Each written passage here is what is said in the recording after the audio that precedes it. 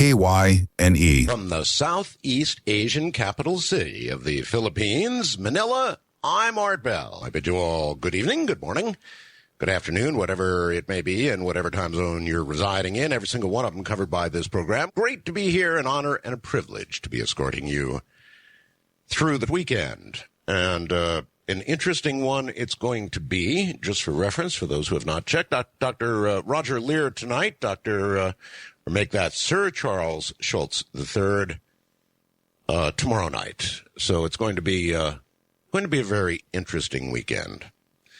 We will, in a moment, look at the world news, always a depressing thing to do. But first, the webcam tonight, if you want to take a look-see, is an interesting one. Bob and Sue Crane, the Sea Cranes, if you will, came to visit me this last week, or the tail end. Actually, they just left this morning and took off for the States, but they were here for a couple of days. And we took a couple of trips and had some fun. And there's a photograph of myself and Bob and Sue Crane. And the one taking the picture, of course, and not in it, is Aaron, who is doing okay, for those who are asking. Morning sickness prevails, but other than that, she is doing just great. Myself, on the other hand, well, I'm in the throes of really quitting smoking, and it's rough. Boy, I'll tell you what, it's rough. It's rough on me. It's rough on those around me. And maybe it'll be rough on you, too. I don't know. It really is rough, though, I can tell you that. All right, let's look at the world news. Actually, in my mood, that'll help. Evangelical dismissed amid sex scandal. Seems like I've seen a story like this before somewhere. The Reverend Ted Haggard was dismissed Saturday. Dismissed, mind you, as leader of the mega church he founded after a board determined the influential evangelist had committed, quote, sexually immoral conduct, end quote. The church said Saturday. Haggard had resigned 2 days earlier on his own as president of the National Association of Evangelicals, where he held sway in Washington and condemned homosexuality, after a Denver man named Mike Jones claimed to have had drug-fueled trysts with him. He also had placed himself on administrative leave from the New Life Church, but its overseer board took the stronger action on Saturday. What is it with these religious folks? Particularly the evangelicals. What is it? Is it the, I don't know. I want to know. On the one hand, they preach hellfire and brimstone for this kind of thing. It's the exact thing they end up doing. I don't know. I really don't know, but it's been one after another after another. Iraq's, that's never far from any headline. Iraq's prime minister on Saturday urged his countrymen to accept the impending verdict against Saddam Hussein without violence. Then, in the very next breath, declared the former dictator must, quote, get what he deserves, end quote, with a decision that could send him to the gallows. The highly partisan Shiite Muslim prime minister was forced into years of exile during Saddam's Sunni-dominated rule, imposed an open-ended curfew on Baghdad, and 2 nearby provinces as well, closed the international airport until further notice. Pretty serious stuff. President Bush stresses taxes and values in Colorado. The president encouraged voters to select candidates who will lower taxes and defend traditional values as he kicked off the final campaign weekend in a state where gay marriage dominates the political debate. Colorado voters face a pair of choices Tuesday that are going to affect the rights of gay couples. The issue took on a new intensity last week with the allegations that a prominent Chicago Springs minister who criticized gay marriage secretly paid for sex with a man for years. Again, long locked out of power, The Democrats now appear poised to win control of the House, possibly the Senate, in midterm elections this week amid a national clamor for change after 4 years of war now in Iraq. Democrats are also on track to replace Republican governors in several states, for example, New York, Ohio, and Massachusetts. Among them, Republican Governor Arnold Schwarzenegger seems safely on his way to a full first term, that is, in California, the most populous state. It really is odd in a lot of ways. I said this last week, and I'm going to say it again. I was not a Bush supporter way back when. But boy, I'll tell you, say one negative thing about President Bush, and the world would come and fall in on your head.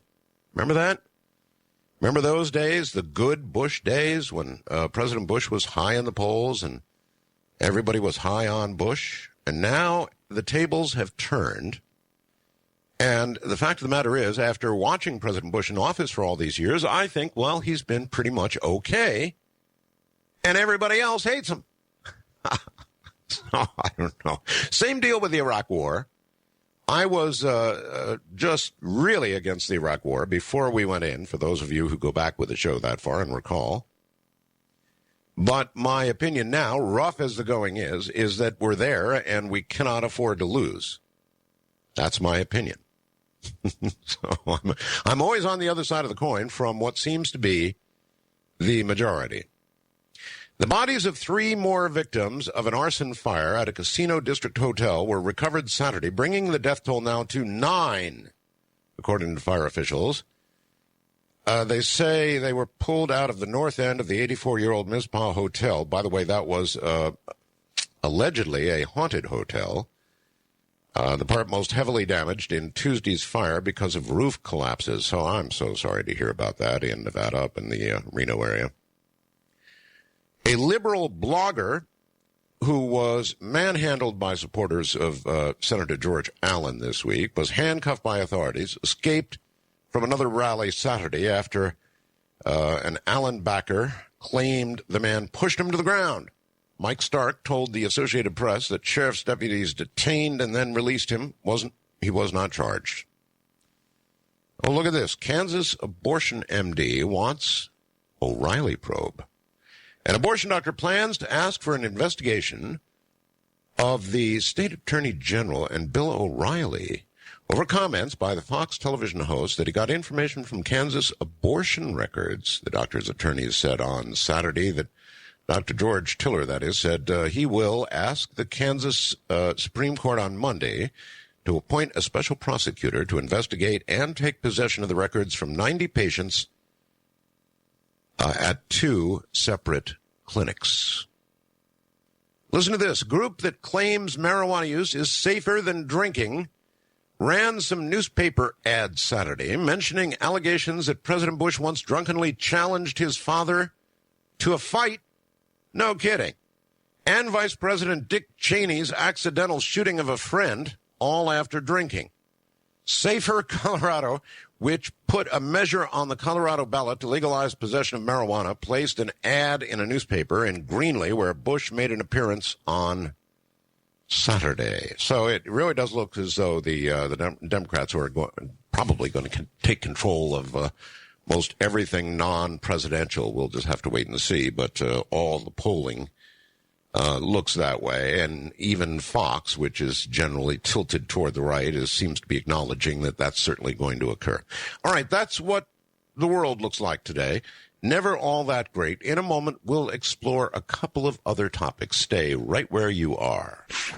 I am going to be perusing the phone lines very early, so those of you who know the numbers, don't need them read off to you and would like to get on the air and have something reasonably important to say, feel free to begin dialing now. 2 federal agencies are investigating whether the Bush administration tried to block government scientists from speaking freely about global warming and censor their research. So here it comes, an investigation. Senator Frank Lautenberg, a Democrat from New Jersey, said he was informed that the inspectors general for the Commerce Department and NASA and NASA had begun coordinated sweeping investigations of the Bush administration's censorship and suppression of federal research into global warming. These investigations are critical because the Republicans in Congress have ignored this serious problem, said Lautenberg. He said the investigations, quote, will uncover internal documents and agency correspondence that may expose widespread misconduct, end quote. He added, quote, taxpayers do not fund scientific research, so the White House can alter it, end quote. Messages left Wednesday at the offices of the Inspector General, which serve as the agency's internal watchdogs, were not immediately returned. Christian Helmer, a spokeswoman for the White House Council for Environmental Quality, said Wednesday night the administration has supported the scientific process in its approach to studying climate change. Really? Quote, we have in place the most transparent system of science reporting, and claims that the administration interfered with scientists are false, said Helmer. Our focus is on taking action and making real progress in reducing greenhouse gas emissions. Sorry, shouldn't be chuckling. The refrigerator is used to, you know what it does? All of our refrigerators do the same thing. They lengthen the life of your food. Well, there is a new study out there suggesting an exactly similar principle may lengthen your life too. Researchers have found that lowering the body temperature of mice by just 0.5 degrees Celsius extends their lifespan by, around 15%. Holy mackerel. In the future, people might be able to take a drug to achieve a similar effect on body temperature and enjoy a longer life. The only previously proven method of significantly increasing the lifespan of an animal has been through a restricted caloric diet. Bruno Conti at Scripps Research Institute in La Jolla, California, and colleagues designed genetically engineered mice with a specific brain cell defect in a region called the lateral hypothalamus. This defect apparently forces brain cells into overdrive, causing the region to heat up and become warmer than in a normal mouse. The average body temperature of the genetically engineered mice was, therefore, about 0.6 degrees Celsius lower than that of their control counterparts. Even this small decrease in body temperature appeared to have a noticeable effect on lifespan, extending lives by 12 to 20%. That's really serious. And the decrease in body temperature extended the lifespan of female mice more than male mice, although nobody knows why. Well, let's see. Females are generally thought to live longer anyway in any species. Isn't that true?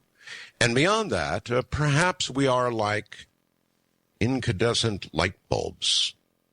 Maybe we're just like that, where we have sort of a little filament, and the brighter it burns, the faster it burns. I have no idea. But it is fascinating that lowering the body temperature of mice appears to cause them to live longer. So they should do more research into that. Of course, as with most science, there could conceivably be a downside to all of this, and they might lower our body temperatures through some sort of genetic change and then find out that one arm gets shorter than the other down the line somewhere, something like that. But science is an amazing thing, and one day it probably will stumble into, really meaningful life extension. I just read a book about that called Altered Carbon, which was very, very good. It suggested that our minds, our brains, could be kind of like a computer. There would be a little hard drive at the base of your brain recording everything up until the moment that you were killed. And once you were killed, somebody would simply retrieve this little thing, and then you would be downloaded into a new body, or in that book it was called a sleeve, but a new body. Essentially, all your thoughts, everything you are, your id, your soul, all the rest of it, downloaded into a brand new body, and away you go.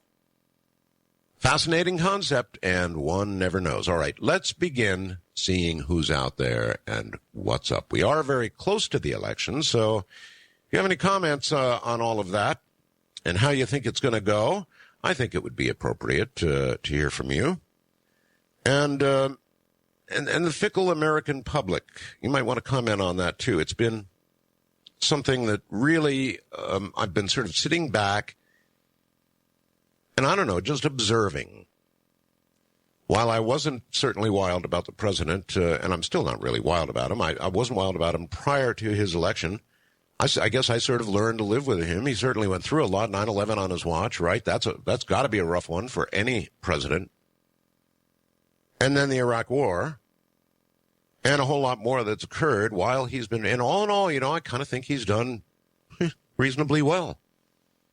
While everybody else, back in the beginning, I was not for him, as you know. I didn't vote for President Bush, and I caught hell over that. I'll tell you, millions of emails. You what? You did what? I really caught it over that, and now I'm catching it over the other side, that I've been saying that, well, he's not all that bad, really. Hasn't been all that bad, so I'm catching it over that. I seem to be on the opposite tide of whatever is going on at the moment. All right, to the phones. Let's see what's going on. West of the Rockies, you're on the air. Hello. Hello. Hi. Is this Art? This is Art. 60 years ago, I was in Manila. 60 years ago, huh? Yes, sir. And I have in my possession a photograph of probably 100 and some years old of Manila, which is a panoramic view of the entire town. Needless to say, sir, I think it's probably changed a little. I would be delighted to send you a copy of it if I had a mailing address. You can send it to Premier Radio Networks, and they're available. If you go on the web and put in Premier Radio, it'll give the address. Premier Radio. And it'll eventually get to me, yes. Well, is that in Havana? There are those who have suggested Manila? That may be so. No, Premier is not in Manila. Well, I'm confused now. No, they're in California. If you go to the web and put in Premier Radio Networks, it will give you their address. And I will send this thing to you then. Sherman Oaks, actually. We could discuss at length about the Philippines from there to Iloilo, but we'll leave that for some other time. Or you could send it to Havana and see what happens. Well, thank you, sir. It's a joy listening to you, and I will get this in the mail to Premier. Let me see if I got it right. Do I have it right? Premier Radio Networks. Radio Network. Uh-huh. Yes, sir. You don't have an address for them? I'm not off the top. You can just grab it on Google. It'll be right there. Okay. Okay. Thank you. Yeah. Oh, maybe I don't need a cigarette. All right, let's see. East of the Rockies, you're on the air. Hello. Hey, Art. Yes. This is Don, KG4VME. I'm in Covington. All right, you really don't want to give your whole letters there. It'll identify you, but welcome. Yeah, I had an entire spiel here for you, and then the Cuba thing came up, and I see. I've corresponded with Arnie Coro. It takes a year to get a reply through the Republic down there, but you will get one. I called to offer a word of support for your tobacco situation. Huh. I was at the supermarket when I happened upon an elderly gentleman there in front of the meat counter. He had a loaf of bread and a little package of ham and an oxygen bottle in his cart, and he had locked into position and appeared that he would not make it to the checkout. And this clicked something in my brain just like a switch, and I decided on that spot that I would not go through this with myself and my children. And and that's not to say, sir, that, look, I know it sounds very dire what you're saying, and it is dire, but not everybody, to be fair, does go through that. It's not inevitable. Oh, yes, I'm aware, but I decided I would cut my losses, and I budgeted my package of cigarettes out over the weekend there until Sunday night. I held one back so that I would have one for the end of the barbecue there. And on Monday, the new leaf would fall, you see. So I go to retrieve this cigarette, and I arrive, much to my dismay, and find out that Sally, my wife, has smoked my last cigarette. Well, then that's a message to you, buddy. She did it. Your cigarette was gone. Hopefully from that point you did not resume. We'll take a break and be right back. This is Coast to Coast AM. I'm Art Bell.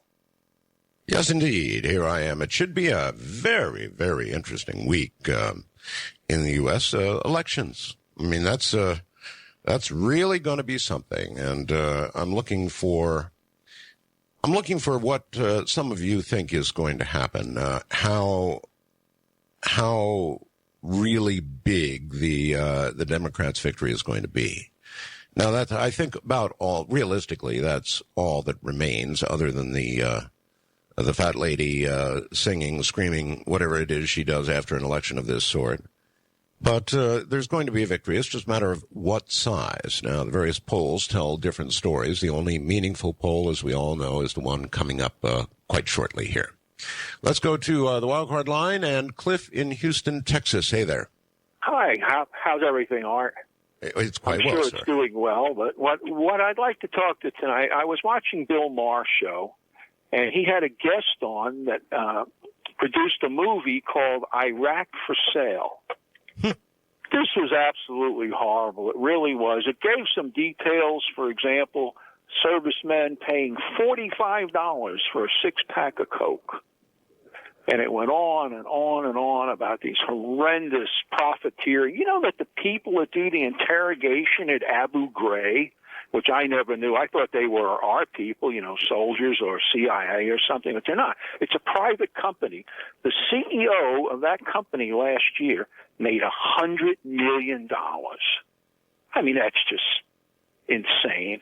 My wife's sister's son, he goes over there in a private capacity with a dog, and like a guard dog. And what they do is they walk around the barracks. Well, he walks around the barracks with another Marine with his dog, and they pay this kid $120,000 for 6 months. There is no telling how much his boss is making.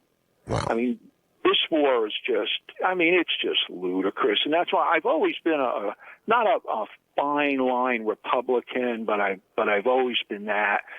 But I just hope the Democrats win this time. I mean, God, I think there's no question about it. Well, there's no question about it. So the only question is by how much? Well, I hope it's a decent amount. I really do, because I firmly feel, here's my little prediction for all it's worth. In 2008, Hillary will win. Her husband will become president of the United Nations. Within 4 or 5 years, we'll be a socialist country, and within another 4 or 5, we'll be a complete fascist country. That'll be it. Socialism to fascism, really? Well, that's what this New World Order is really all about, is about corporations controlling the world, not the people. You know, George Bush Oh, absolutely. Corporations, definitely. Because these politicians, when you say lobbyist and you say, well, politicians are influenced by lobbyists, define influenced. That's the key word. Money. Define. Money. Exactly. Money. So the only way I feel America would stand a chance, I mean, really, really, and this I think is a great idea. If we paid politicians from city to state to president, pay them $1 million a year salary, and if you catch them, have a civilian police force that governs over these politicians, catch them taking 1 red cent extra, they spend the rest of their life in prison. Huh. You have to take the profit out of being politicians, or they're never going to do it. I mean, we're run by a complete oligarchy in this country. If you don't have a few $100 million, you can't get elected to anything. Well, that certainly is increasingly becoming true. And I think, a few years ago, I heard the average to run for the Senate was around $20 million. Now, that may be a bargain by today's standards. I don't know. But it's a lot of money. And certainly to get into that kind of office, you have to make a number of compromises, and you probably have to make some promises that you otherwise would not have made. And I don't know how you get in without lying. I don't know how you get to any high political office without lying. Is it possible to get to a high political office, become president of the United States, senator, even congressman, without lying? I think not. Without severe compromise of what you thought your principles were? I think not. So there's a certain validity to what that man is saying. Now, I don't think we're headed for corporations running everything. I don't think that's our future. I think that democracy is pretty firmly in place in the United States, and I don't think that people would stand for that. Some would say, what are you talking about? It's already happening. The secret government and all that, right? All right, let's go to the first-time caller line, and Lisa from New York City. Hi, Lisa. Hello, Art. Hi. I wanted to tell you about the other night I was listening to Ghost to Ghost. Ah, yes. Something remarkable happened. I was trying to get through to tell, I believe there was another caller where he lost his wife on a motorcycle accident, and then he was saying how sorry he is that you lost yours. Well, I also had lost my husband in a car accident, and I was trying to get through because I communicate with him and also my niece frequently, every day. And all I have to do is just ask them. And I was trying to call you, and I asked them to help me do that. I especially asked my niece. One of the last callers you had on was a guy from California. He was on I-40, and he was holding on to a girl that was in a car accident, and help came to him. Do you remember that story? Yes. Well, that was my niece. Oh. So oh, my goodness. That must have been something. It was unbelievable, only because I asked them to communicate to get me through to you, but she came instead. Well, you sure can't beat that, and sometimes this program provides that kind of coincidence, if you will. Is that? Yeah, I guess you would call that's reasonably called a coincidence, isn't it? Or there are none. I don't know. First-time caller line. No, let's make that the wild card line. John in Long Island. A lot of New York tonight. You're on the air. No, I have not properly pressed the right button. We try it again. Let's see. Why can I not get to John in Long Island? For some reason, I cannot. Let's try David in North Hollywood. Let's see if we can do that. David in, no? Instead, we went to Jeff in Missouri. Hi, Jeff. Hey, thank you for taking my call. Gotcha. Yep. I got a chance. I got a chance to vote early because I'm an election judge up for election day. Oh, okay. And I got to use the new voting machines in St. Louis County. Okay. And it was really easy. I don't see what people are talking about possible fraud, because they have a little print, like a receipt that prints out to the side that shows your votes. Yes, I'm aware of that. You get a paper it prints off to the side. Yeah, it prints off to the side, so you can. Well, hey, look, people are distrustful of anything that is computerized. Yeah. It's just that simple. Yeah, are you voting? I take it you're voting absentee. That's correct. You vote through set it up through the embassy here. Yeah. Yeah, it's kind of. Yeah, I did notice that you weren't too fond of the administration, and now that everyone is against it, you're. Well, okay. I'm not exactly for it. I'm just not. Know what? Yeah. I just don't. There are really people who hate this president. I mean, I have watched it go from this man can do no wrong. This man is the savior of the country. Say one negative word about him, and I was not for him originally, and they slam you. And now it's gone 180 degrees. Oh, yeah. Did you? I suppose you heard about Kerry's foot in the mouth. Oh, yeah. Yeah. A lot of people are saying that pretty much hurt his chance for 08. I'm sorry, hurt whose chance for what? Kerry's. People were speculating he may run again, but that comment may have hurt his chances. Well, I would say the bigger question would be, did it hurt the Democrats in general? I mean, this was virtually on election eve, right? Yeah. So to Monday. me, that'd be the bigger question. Whether or not he runs, who knows? But did it hurt the Democrats' chances? And I think the answer seems to be, if you look at the polling, no. Yeah, everything is dead heat. Even here in Missouri, they're saying Missouri is probably the closest Senate race in this election. Well, it sure is going to be fascinating to see what happens. Oh, yeah, definitely. Thank you for taking my call. All right, buddy, take care. Yeah, absolutely fascinating. America takes some pretty big swings, doesn't it? Again, going back to the original Bush victory, I was not a supporter of President Bush's, but, all things considered and what he's gone through in this presidency, I think he's done a fairly credible job. And now everybody hates him. It's just hard to figure. It really is hard to figure. East of the Rockies, that would be Marvin in Missouri. You're on the air. Good evening, Art. Pleasure to talk to you as always. I was wondering when the government was going after you in the desert, was it Bush administration then or Clinton? What are you talking about? You were off the air for a couple of years because... Had nothing to do with the government, buddy. Oh, I thought it did. No, Marvin, not a thing. Well, one question I do have is if Saddam Hussein is found not guilty...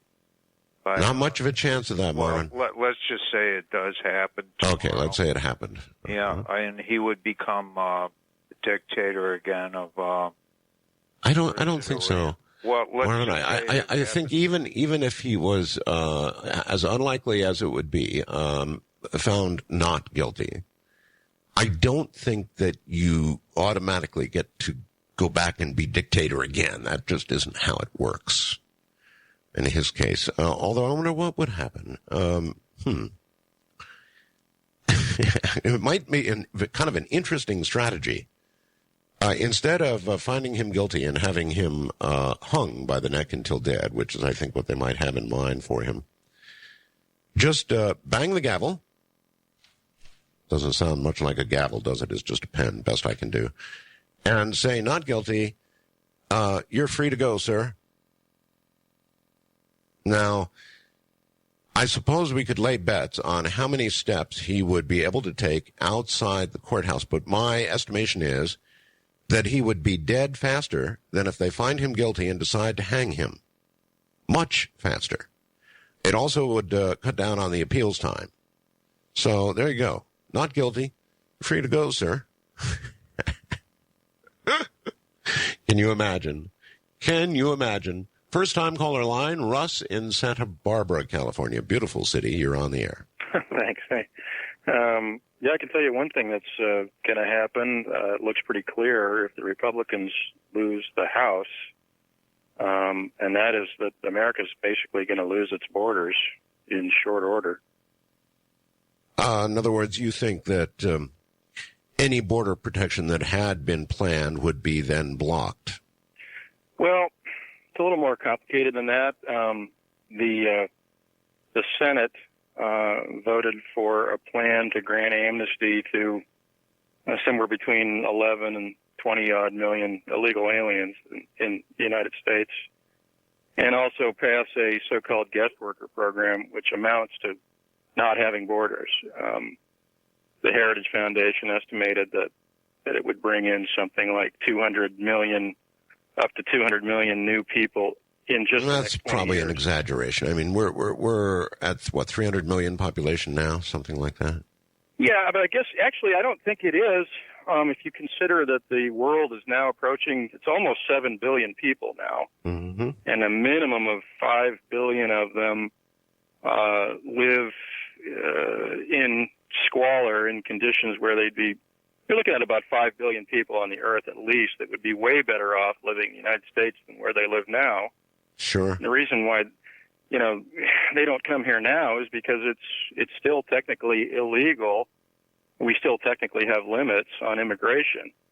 And if you're coming from, let's say, Asia or Africa, from overseas, first of all, it's a lot more expensive to get here than it is to get here from Mexico.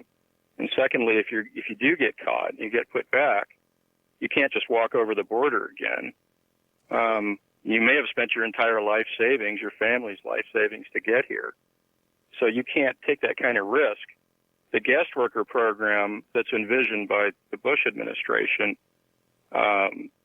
basically it changes the entire equation. You can come here legally and stay for like 9 years and then be automatically put on a path to citizenship.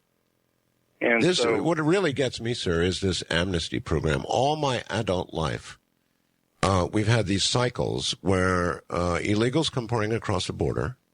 If they spend X number of years here and don't get caught, then they're offered amnesty to be able to become a citizen, and we do it again and again and again. And every time we do it, we say, this is going to be the last time.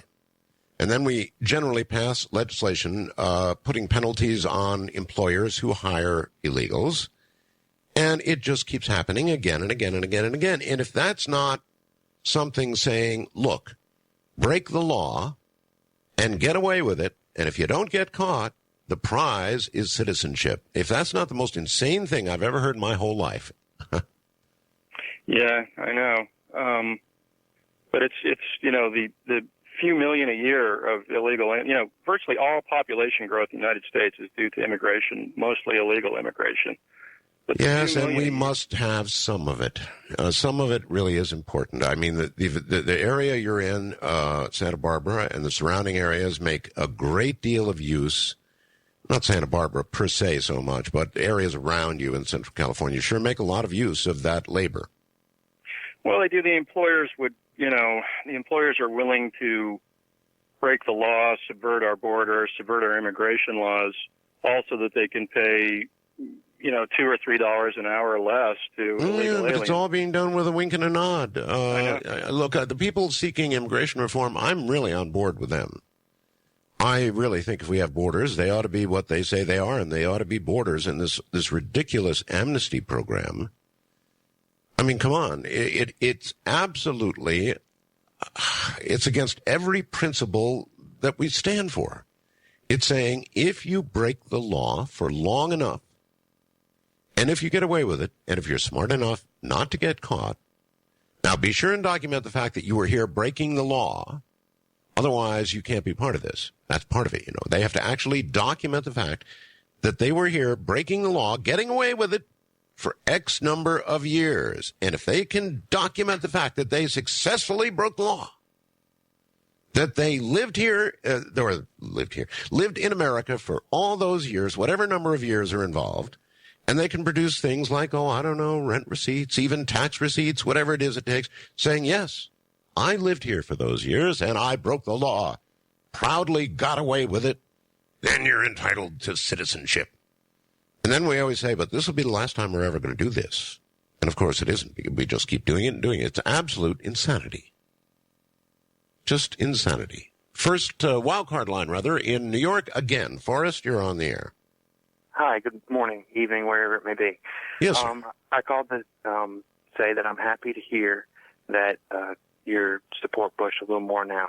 When I first started listening to the show, I could, it's compared to the standards of what my grandparents is very liberal, and they would probably freak out if they knew I even listened to it. But there's another point. The point is that I don't think the Democrats are going to win by a large majority. I think that I don't even know that they'll actually win. If you look at polls in the past, they strongly favor the Democrats, the Kerry election. And if you look at a county-by-county vote of the last election, the rural areas are strongly red. And I think that there's a lot of spin in the media, different things, and I think we owe it to all our families, our children, and everybody to keep an open mind and to look at things, to find out what really my is. My mind is open, but, poll after poll after poll the likelihood is that it is going to go that way. Traditionally, it has gone that way in this part of the election cycle. So I wouldn't doubt it. The question is by how much? Now, it's interesting to note that the stock market seems to love the concept. You've got the Democrats who conceivably might be in control of Congress and the Senate, and the stock market seems to love it. We're going to record highs. Right. Okay. I see that. I noticed that happens. But a previous caller was saying about corporate America and da-da-da-da-da. So the arguments conflict each other, that, the Republicans want, like, corporations but then when the Democrats get in power, the corporations, which the stock market's built on, go up. See, everything is in such a spin. Everybody has their slant that is so strong that to find out what really is going on, you have to be very careful. And I think that all Americans have a common thread. It's our heart. It's the way, like for immigration, for example, people, we know that we need immigrants. A lot of us have Spanish people that are our friends that we love and care about that are illegal immigrants. But we have a common thread of the responsibility that we need to, enforce that kind of stuff. And I think that conservatism, conservative natures are going to, it's the way it has to be now for this country. That's all. Happy living in the Philippines. I have a Filipino girlfriend, and I enjoy her very much and love her and can't wait to visit there. Well, congratulations, and, fire me an email or something if you're headed this way, all right? I will do it. I try and meet with those who get over here if I have the time. There are quite a few, surprising number of people, actually, who head to Southeast Asia and the Philippines for one reason or another. All right, when we get back, Dr. Roger Leir, who has operated for years and removed not countless, because we can actually count the number of implants that he's removed. I'm Art Bell. Well, you are, and it's great to be here, sort of guiding you through the weekend. Coming up in a moment is Dr. Roger Leir. Now, I've known Dr. Leir for years. He wrote a book, this was some time ago now, called The Alien and the Scalpel. And that's because that's what he does. He is said to be one of the world's most important leaders in physical evidence research involving the field of ufology. Now, if ufology can use anything, it certainly is physical evidence. He and his surgical team have performed 9 surgeries now on alleged alien abductees. This has resulted in the removal of 10 separate and distinct objects suspected of being alien implants. These objects have been scientifically investigated, and some of the most prestigious laboratories in the world have found all of it rather baffling. In fact, some comparisons have been made to meteorite samples. Now, that's very interesting, because if you would imagine anything taken from the body of a human being to have an alien origin, that it would come back and look like things that we find from meteorites would make all the sense in the world. And the odds of it coming back that way would be almost impossible, wouldn't they? You take it out of a human being, and the origin is, well, like that of a meteorite. What are the odds? Dr. Leir anticipates performing more surgeries in the future and will investigate the physiological and biological aspects of the abduction phenomenon. He's also formed a nonprofit organization for that specific purpose called ANS Research, Inc. Now, there's a little typo there, so I hope that's correct. He really is quite a guy, the only one doing, as far as I know, what he does. In a moment, Dr. Leir. Dr. Roger Leir, welcome back to the program. Good to be with you again, Art, all the way from the Philippines. Yes, indeed. Let's see, when did we do our last program? It's been a while, hasn't it? Oh, gosh, it has. Yes, I've done, I think, a couple with George in your absence. But you were so kind to me to make the wonderful statement that you did about the Brazil case when I wrote the book, UFO Crash in Brazil. Yes. Published on the back of the book. A lot of good comments on that. Oh, well, good. Through all this, are you still actively practicing medicine? Unfortunately, yes. I have a daughter that's 15, So we have to continue to crank in the bucks so I can pay for her times now and in the future. Well, I see. Okay, so you spend, is it like a 5-day-a-week deal for you or more? Monday, Tuesday, Thursday, and Friday, off on Wednesday and weekends, but the mere fact of being off doesn't really mean much because between the research, the implant surgeries, other investigations in the UFO field, and an occasional time spent trying to restore an old 1948 Dodge, I keep pretty busy. That's a lot on anybody's platter, and so it's a wonder that you find any time at all to do research. In fact, I'd kind of be interested. Remind me, if we never talked about this, what in the world got you started in ufology? After all, you're a podiatrist, right? That's correct. So it's a long, long way from the foot to, the object in the sky or the implant in the ear. A long way to Tipperary, exactly. Most of my things in my life have been sort of one synchronicity upon the other. Years ago when I was quite young, maybe 11 or 12, I have a distinct recollection of my father bringing the San Francisco Examiner into the kitchen and reading the headline to my mother that said, U.S. Army Air Force captures flying saucer. And then he went on a long dissertation about how, I told you, we can't be the only intelligent living beings in this vast universe. And I stood there listening to it. Now, how do I remember it was the San Francisco Examiner? Well, quite simple, because it was the only paper that he ever took, and I loved the comics. So that's how. Boy, that was some headline. Say it again. U.S. Army? U.S. Army Air Force captures flying saucer. Huh. And that stood for how long until it became sort of a little piece of aluminum? Well, it was only about a day. And still, that must have been some one day. I mean, for one day, the major papers across the United States virtually said that we had a spaceship.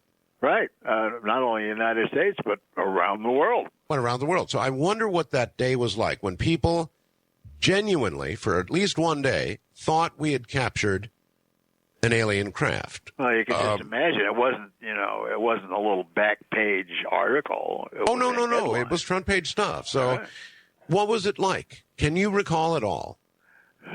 Well, there was a lot of silence. I mean, I remember the adults talking about it. It was, a major thing in lives at that time.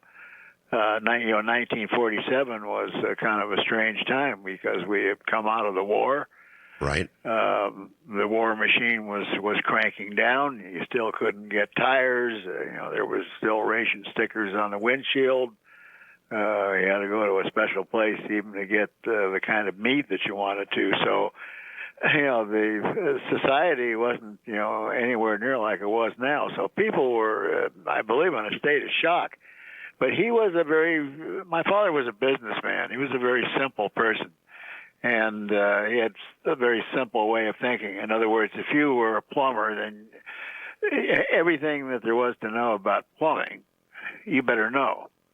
So when the next, headline came in that it wasn't a saucer, but it was a balloon, he was just really bent out of shape.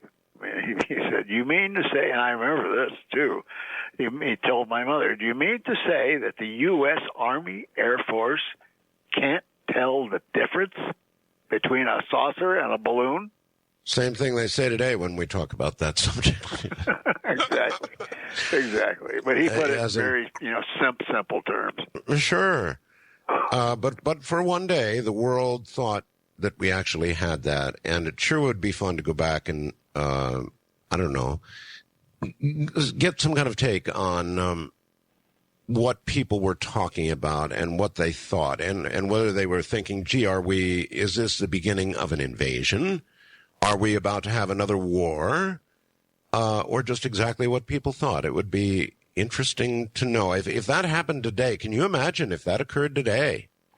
Oh, gosh, I don't know what to say. If it happened today, I usually, when I give my my presentations about the world, I get asked a lot, well, you think if this happened today, Dr. Leir, that people would go run and hide in the hills? And I usually say, well, if it happened in Los Angeles on rush hour, let's say a big giant 3 football-sized craft landed on the middle of the freeway in the rush hour, would there be a panic? And I say, well, yeah, there'd be a panic. People would be on their cell phones calling Caltrans to get it moved so they could get home. That's probably exactly right. People in L.A. would just be bent out of shape at the traffic situation. That would be the extent of the panic. I mean, when you drive down the street and you see bumper stickers of gray aliens on the back of the bumpers, and the kids are running around wearing T-shirts with a typical gray face on it, and the History Channel and the Sci-Fi Channel and Discovery Channel and all the rest of them are continuously broadcasting things about UFOs and UFO documentaries and all sub-subjects of the field day in and day out. And then you talk to the kids, like my daughter, who has really no particular interest in this subject, but because she looks at it like, hey, the grass is growing on the lawn. I mean, what's the big deal? Oh, well, of course, we can't be the only, living, intelligent creatures in this universe. So perhaps the next generation, Doctor, really would take it well. I mean, just hardly even blinking. Oh, yes, I'm sure they will. It's a long cry from Orson Welles. Well, you've chosen to enter a particularly controversial aspect of ufology, and that is there are people who believe that they have been abducted and that they have been implanted with some sort of device. Actually, you could tell me more about it than I could certainly sit here and make statements. What do most people who believe they have been abducted think that their implant is doing? Is it some sort of monitoring device or what? Well, if they have any thoughts as to why it's there at all, most of them think it's it's some kind of monitoring device or controlling device, but that's probably not what it is at all. Human logic may not be exactly the same as logic from let's say intelligences from elsewhere that may be thousands or millions of years older than we are. So we can only look at things in terms of human logic. And I've had the occasion to be in 42 countries in the last 7 years. Excuse me. And it's not much different. You get a translator and you listen to what they have to say, and in Egypt or Poland or South America or wherever, the stories are about the same. It's certainly not every individual abductee who has even claim or any knowledge that they might have an implant, but the stories of the abduction situation are relatively the same. I mean, really, is there almost a generic abduction story? It is interesting that you've been in all those different countries, and they're very similar. If you were to tell a generic story made up from all you've heard, what would the abduction be like? Someone is taken without their permission. Sometimes there's memory, sometimes there's little memory, sometimes there's no memory. And they're taken someplace where they don't know where they are, and the ones with the conscious memories have experiences of, I guess you best put it, as medical experimentation, in the most cases having something to do with ovum or a sperm. And it goes on from there to all the subjects of seeing what they believe are hybrid offspring and descriptions of beings. Sort of universally, it's the gray, but not in every case. Some have memories of. I'm talking about conscious memory, not through regressive hypnosis. But some see people that look like us.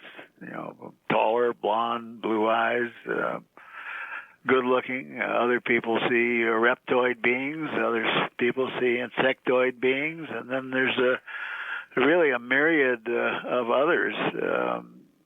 Looking at things, for example, in the Middle East, where little old ladies on kibbutzes were describing craft coming down with, 8-9 foot tall beings coming out of it and gathering potatoes out of a field. Similar things seen in what was previously the Soviet Union. You don't see that in South America. Doctor, is there any big difference between what people are able, some of the best people who have good conscious memories of what happened to them, versus those who, for example, went through hypnotic progression? Is there a big difference in what they remember? Well, hypnotic regression done in the hands of a qualified, experienced hypnotherapist, and there's not many of them around anymore. Certainly John Mack had his share, and we have Bud Hopkins and David Jacobs, and fortunately in Southern California we have Yvonne Smith, and then in the other countries there's a few others. But there's not that many people who have the qualifications that these people have. But the hypnotic regression, I believe, only polishes details of the memory. Now, I think if everything is done right and according to what is supposed to happen, you're not supposed to remember anything. You just go through life and you're as happy as a clam. But unfortunately, I think there's been changes in the last maybe 20 or 30 years. People have they develop phobias, and kids are afraid of clowns, and kids will go to a dentist where they're normally not afraid to be examined by a doctor, where they sit in a dental chair, and the minute the nurse brings the light over their face, they freak out. Well, some of these kids have had abduction experiences. So I think regressive hypnosis only polishes what's there somewhere in the conscious memory. Now, I do have someone that I met within the last year who is a very well-known person and very influential, has had an experience, and he has almost total recall of what went on, and he said that he begged them not to erase his memory because he had no fear. And he said he had no fear of them, and he didn't know, why they were doing what they were doing. And he claims that and these were the Greys, that they told him that he was unique, and that they did do experimentations and had a great knowledge about the human anatomy and physiology, and that they weren't going to do anything to him because he was a very unique soul. And the reason he gave him was one of the ones was he absolutely had no fear of them whatsoever. And then there was a few other things. For example, he said, you're one of the few humans that we've ever picked up that was trying to tell us a joke, which we don't understand. That's absolutely amazing. Last week I had a guest on the show, Dr. Leir, who said that people who are normally abducted are given these screen memories. In other words, everything's blocked out, and they're given this sort of warm, fuzzy people. You had a wonderful experience, this screen memory that has to be penetrated to get to the real story. Do you agree with that? Well, I think in some cases that's true. If they feel you're probably a person that might have a memory and then can't get along with it. I hate to say this, especially on the air with a worldwide audience, but I have severe doubts that there's such a thing as a military abduction going on. I've looked into these cases, and what I found is that when someone reports military abductions, there's two things that stand out. Number one, they live very, very close to a military installation, or number two, the whole family is just filled with people that are in the military. Now, these entities seem to be able to tap into your consciousness, and they know what's believable to you and what's not. So if you believe that you have 30 relatives in your family that are military officers, I think what's acceptable to that particular person is giving them a nice memory that they're underground in some base with generals running around. On the other hand, kids sometimes they see clowns and owls and animals and things. So, and I think in some cases that's probably a good scenario, but certainly not in every case. And certainly people like this friend of mine now, who's become quite a good friend, with a conscious memory that he has. I mean, it's right down to the nitty gritty. And like I was saying, he was telling him a joke, and he says, "Well, if you don't understand what I'm telling you, then how could you tell I'm telling you a joke?" And he said they told him because you were laughing. Is this a name we would know? No. It's possible I could get him to come on the air if he didn't use his real name, but it wasn't too long ago. He had another event that occurred driving through Death Valley, California, and this one he was with his driver, and they... All right, hold that story. We're at the bottom of the hour, so hold tight, Dr. Leir, and we'll come right back to... Death Valley, that's near home. From Manila in the Philippines, I'm Art Bell. It is indeed. My guest is Dr. Roger Leir. He is a podiatrist. Now, that's a doctor who basically takes care of your feet. That's what he does for a living. But somewhere along the way, he became interested in ufology. And then he became interested in helping people out who thought they had things implanted in them. Various places. Then he became interested in surgery to remove these and having them analyzed. In other words, hard proof. And a lot, apparently, of what's been analyzed, or at least some of what's been analyzed, has come back showing that it has properties similar to that of a meteorite, which would mean things not normally found here on Earth. They can do an analysis of material. And if it is not from Earth, and it's found inside a human being, at the very least, that has to make you go, So back to Dr. Leir, a story about the Death Valley area in a moment. Death Valley is very, very close to my my home's in the desert, and so back now to Dr. Leir. Dr. Leir, you were about to say or tell us about a case, a friend of yours, in the Death Valley area. Is that right? Yes, that's correct. He had been traveling through the Death Valley area since he was 16 years of age. He's now 83.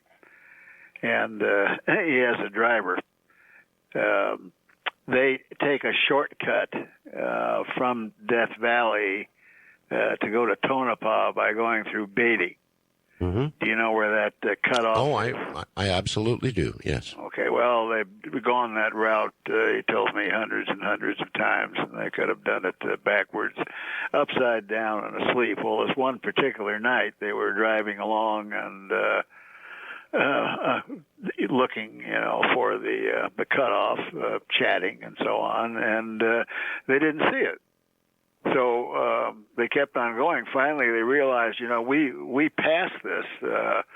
But he said to his driver, you haven't seen, Death Valley, Scotty's Castle, and up in that direction, and so on. And I guess, we could go that way. But let's turn around and go back. So they did. Well, they turned around and went back, and they went back and forth about a half a dozen times, until they were convinced that maybe the state closed that road for some reason. And he said, "Well, Dennis, let's just go out the other way, and we can, come down from the north and go. We'll skip going to Beatty, and we'll just come down into Tonopah. So they had already made up their mind that's what they were going to do, and they're driving along, and in the near distance, they saw an aura of lights. And he said to Dennis, he said, "What? My gosh, what are those lights? There's not supposed to be any lights out here." And he said, in a few minutes, they came to a sign that said Beatty. Mm-hmm. Both, and I've interviewed them both. They both tell exactly the same story. But as I said, he had a history of this happening, and I introduced him to Bud. Bud will be in California in December for the Norfolk conference in San Diego, which should be a good one, I should mention. David Jacobs will be there, and Bud Hopkins, and myself, and a few other people. And one of the major topics, of course, is alien abduction.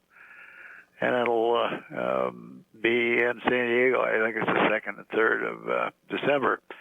So I think we're going to get these two together, and he's willing to undergo a hypnotic session and learn more. And Bud talked to him on the phone, and evidently he's had things been going on since childhood. But here's a case of a conscious memory, nothing fuzzy, just tells it as he remembers it. Sure. Listen, the website ballyhoos the fact that you had a recent visit to Area 51 during war game exercises. Now, that's incredible. Did you really get to Area 51? Ooh, that's not warm and fuzzy. I had been to Area 51 numerous times before. Little alien mailbox road. Oh, that's the area. Well, yeah, the mailbox. Anybody can do that. That's on the highway. But when you say Area 51, I thought, boy, this guy has somehow managed to actually get a tour of and actually gone into Area 51, or what? No. If I'd have been in Area 51, we wouldn't be having this conversation. That's what I thought. They would have erased me, not my memory. Yeah, that's right. No, I heard about them having their war games, which they call Red Flag Days. That's right. And I thought to myself, if there is something to see, it'll be a good time to fly it. So, they just can't fly it over the Nellis Range or Papoose Lake. They got to fly it somewhere. So maybe we'll see something unusual. And besides, kind of nice to get away. And as you know, the desert is so clear, and you can see the sky at night, and it's just marvelous. So anyway, we were well outfitted. But when I tell you the story, you'll see how absurd things can be. So we stayed at the little alien. This was when, please? This was about 3-4 weeks ago. Okay, recently. Yeah, recently. And there was 4 of us, and we drove out there and made a reservation. And we got there late on a Wednesday, and we knew that the temperatures get pretty cold at night, so we brought a lot of gear and gloves and thermoses so we could put hot chocolate and withstand the cold. And we staked out our little road off the extraterrestrial highway, sort of in the boonies there. And as you know, there's not much traffic there to begin with. Right. Interestingly enough, there were 3 Belgian pilots that were staying there also. Really? And they were going to fly the following week. And when they were not flying, they weren't on the base, so they didn't require them to stay there. But they were in constant communication with the satellite phones that they had. So we had some interesting conversations with them also, spoke very good English. But we went out the first night, as I said, with all the gear, and we decided where we were going to go. So we went off on this dirt road, and we got our chairs, and we watched the war games going on at night, which was quite interesting because the jets, the F-16s, fly in formation, and they do various aerial maneuvers, and you can see them strobing, and the afterburners are on constantly. I mean, they're just zipping all over the sky, and they're dropping flares, and all this stuff is going on. But we didn't see anything other than that. The next day, you can't really see much during the day, but evidently they drop bombs. And when you feel one of these things go off, mm-hmm. It's like something I never felt before. I was in the Army, but I never felt anything like this. It was a double shock wave, a lot like what you experience when you hear the shuttle come in. Right. But it reverberates in the ground. I mean, it just shakes you to pieces. So I don't know, what kind of a bomb they're dropping. But that was kind of interesting. And as I said, you can when the air temperature at altitude is cold enough, and I don't know whether you knew this or not, but when I quit flying, I had about 2,700 hours of air time, and they have to be at a certain altitude to get a contrail because the air is cold. That's right. So you were able to see some of that, but you didn't see a great deal of anything. The following night, we said, okay, we're going to get out there before dark, and we'll, get to where we were going and so on. And we got, for whatever the reason, kind of a late start. We were chatting and so on. So it was already dark, and we were driving down this lonely road. And here's where it goes bananas. Around my neck is my binoculars, a real nice set of binoculars. And my lap is a Sony video cam with night shot equipment.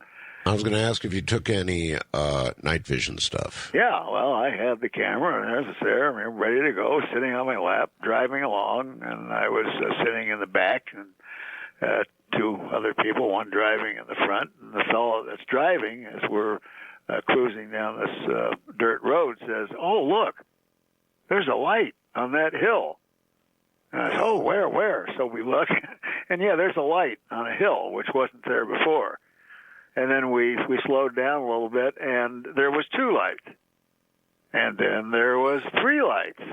Mm-hmm. And then 4 lights. And then 5. And then 6. And then pretty soon, the lights you could see were going around in a circle counterclockwise. Wow. So I said, wow. And I pick up the video camera, and by the time it's so dark that when you turn on the viewfinder, it about blinds you. And by the time I got the viewfinder, to look at the light, it was already going back down where it came. Now, if we had a lick of sense, which we didn't, not at all, official UFO, investigators. Yeah. Camera in my lap, binoculars. We should have just stopped, turned off the lights. Of course. And taken some pictures. But Look, no, we had to get I don't closer. fault you. Had to get better. Nah, I don't fault you for one second. Almost nobody who sees these incredible things has a camera handy and is able to get it focused and ready and take the pictures. It just doesn't happen. But you really saw that. You saw as many as, 7 lights? There was 6 or 7 lights, and as rotating? They were going around counterclockwise. Wow, that's a wow. Yeah, and if we had stopped and shut off the lights, I think they saw us, and therefore, who expects to see a car out, in the desert on a dirt road, even in that area, and not maybe even weird ufologists. Were you close enough to draw the attention of guards? No, but I'm sure they knew we were there because I'm sure they did. This was no extraterrestrial craft. This was something that's ours because they saw us and we weren't supposed to see it. And they went back down. Yeah, but what do we have that we know about that rotates in the manner you described? Nothing. Well, we know absolutely nothing, but my God, they don't even tell us that the aurora exists, and that was on the pages 15 years ago of, sure. Of the magazines with the propulsion system. That's right. So they're going to tell us we got that kind of equipment. But wait, I hope you guys the rest of the story. Okay, go ahead. The rest of the story. The following night, we were out and we were getting ready to leave. We were still at the little alien, and boy, the activity was just spectacular. They were dropping flares and targets, and the F-16s were just all over the place. And so we stopped as we were, heading out to the car. Virtually stopped, and we were looking at things through the binoculars and so on. And we saw what we thought were three F-16s flying in formation, two ahead and one trailing, and then another one sort of off to the left. Mm-hmm. And one of the guys exclaimed, "Gee, that's weird." Well, what's weird? What are you talking about? Well, that big bright star that was just ahead of those two F-16s has just disappeared. So I said, "Oh, really?" So I trained my binoculars up there, and there was this whole patch where you could not see the stars, and it was in the shape of a triangle. Oh. And the one to the left that was trailing was an F-16. And what we thought were F-16s, which was the strobing, was on each edge of the triangle. Oh, you saw exactly what I've seen. I got to see it a whole lot closer. But there's no question about it. We have, or they have, or somebody has, a triangle that defies gravity. And if it doesn't defy gravity, then it's a lighter-than-air craft of some sort. But what I saw looked very metallic, very silent, completely silent. I mean, we have it. Either we have it, or they have it, or we've back-engineered it, or something. But these triangles are as real as a heart attack. No, absolutely. This thing was just blocking, and it was huge. I mean, they were at the same height as far as the lights were concerned as what the F-16s were flying. And that altitude, had to be above 30,000 feet. And this thing blocked out a chunk of the stars. You just couldn't see through it, But I didn't see the detail that. But there were enough stars so that you could actually make out the outline of what was blocked. Oh, yeah. Then we realized these are not three F-16s. This is a triangle.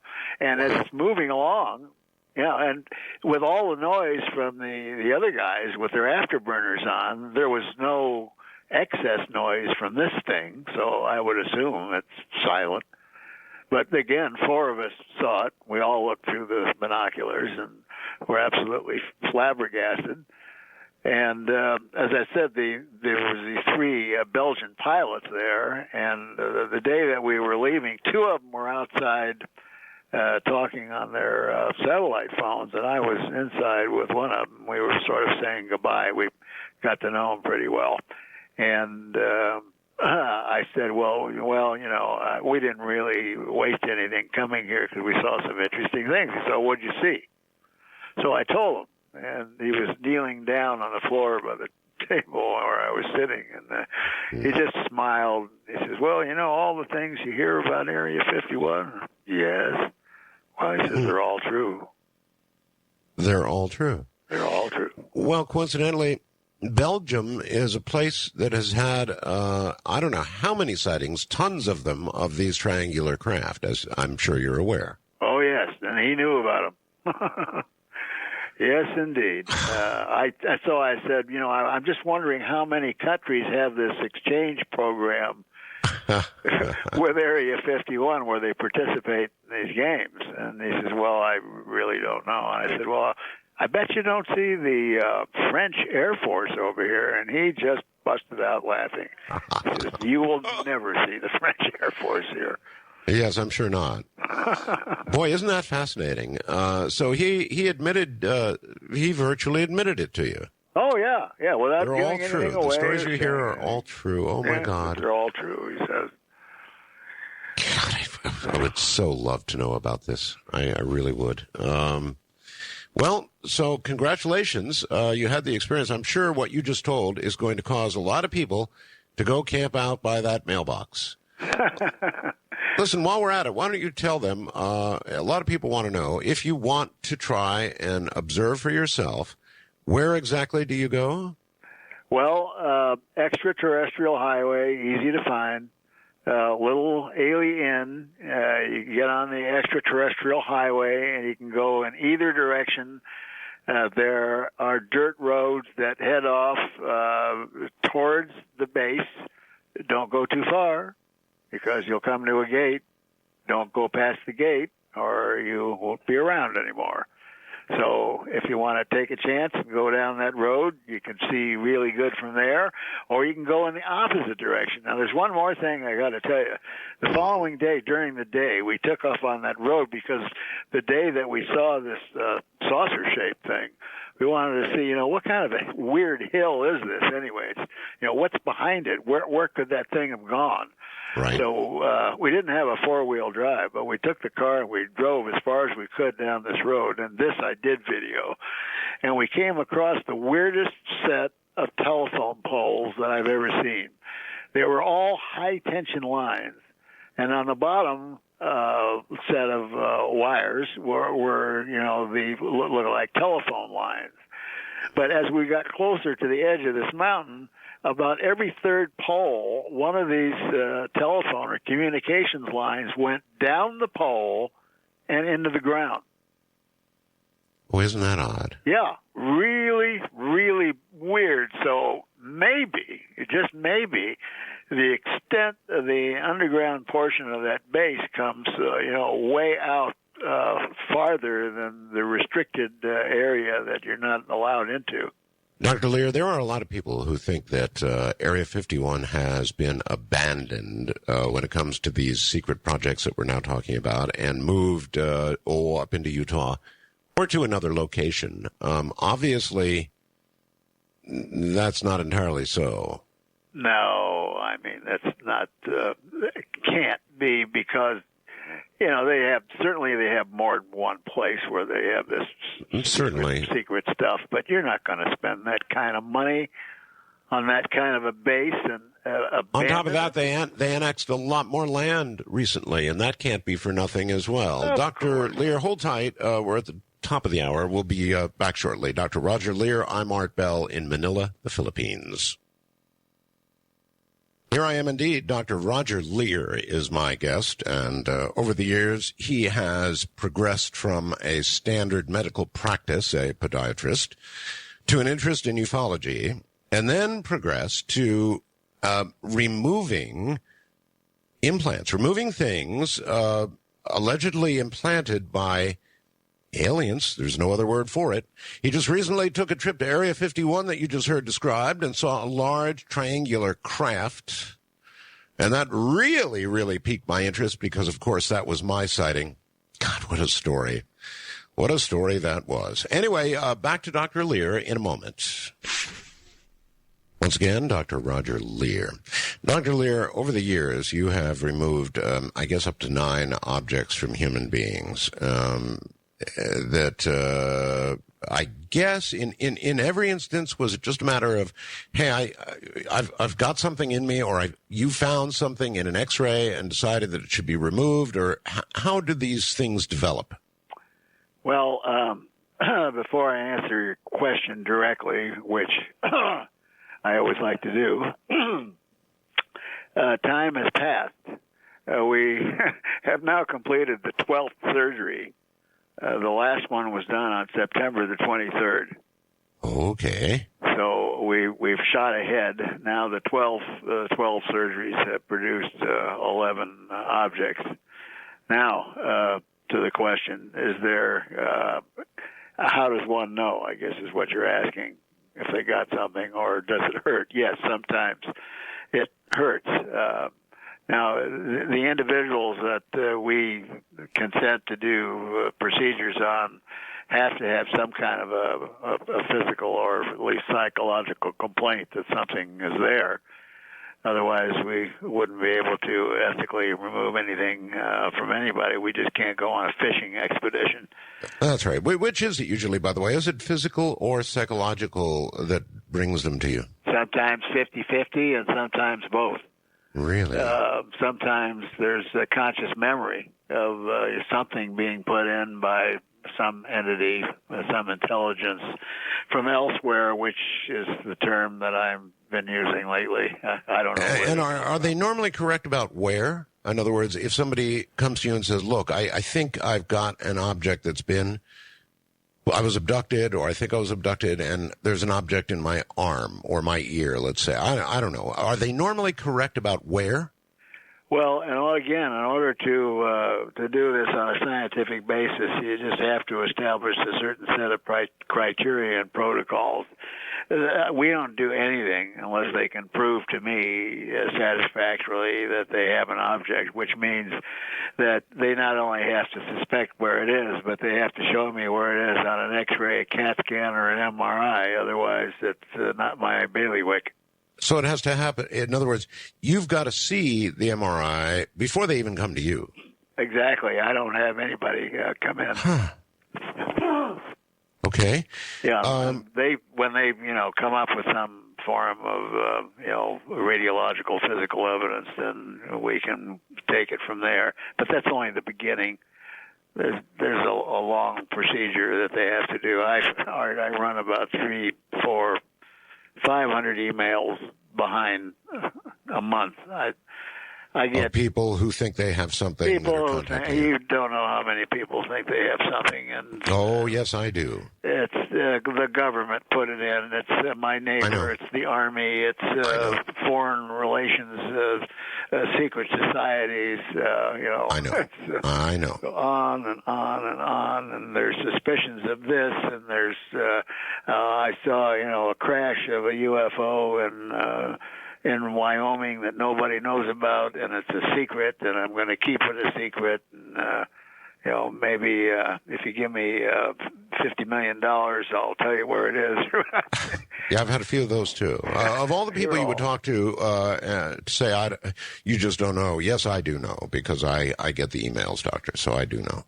Well, you've been doing this long enough, Art, to probably get a good sampling of what mankind is like, especially those that are familiar with this subject. Fortunately, I've gotten some help, both psychologically and monetarily, from some really nice people who you know. They've helped us all, particularly one who has not taken credit for as much as he has done in relation. Yes, I think we both know who we're talking about. Sure. Yeah. A very, very successful person who is bound and determined to unlock some of the secrets, and now he has another way of doing it, and has been very successful in that endeavor. Okay, of the now 12 surgeries that you've done with 11 objects removed, are there any of these objects that you can, let's see, what's the right way to phrase this, without qualification, say, are not from Earth? Yes. Unqualified, yes, is the answer to that question. We have certain physical enigmas that don't allow any other theory other than the fact that they're not from here. And it's not just the fact that biologically there's no portal of entry to where any of these objects go in, or that when you remove the tissue that's around them, there's no inflammatory reaction or rejection reaction. Now, how in the heck are you going to get a piece of something in you and not have the body react? It doesn't happen. So that's just the biological stuff. But then when we look at the metal stuff, we have noted labs like New Mexico Tech and Los Alamos and SEAL Labs and York Laboratories and Toronto University and on and on and on. And I don't mind mentioning those that I can't. No, that's fine. If they've done the work for you, then fine. They've done it. I've got the reports. I published it. If you don't believe it, that's fine. Don't shoot. No, I do believe it. No, I mean the folks out there. Well, no, I think most of them that are in this audience are smart enough to believe it if we say it is so. That these objects have come back with what differences that define them as not earthly? Good question, and I'm going to give you a couple, a little examples.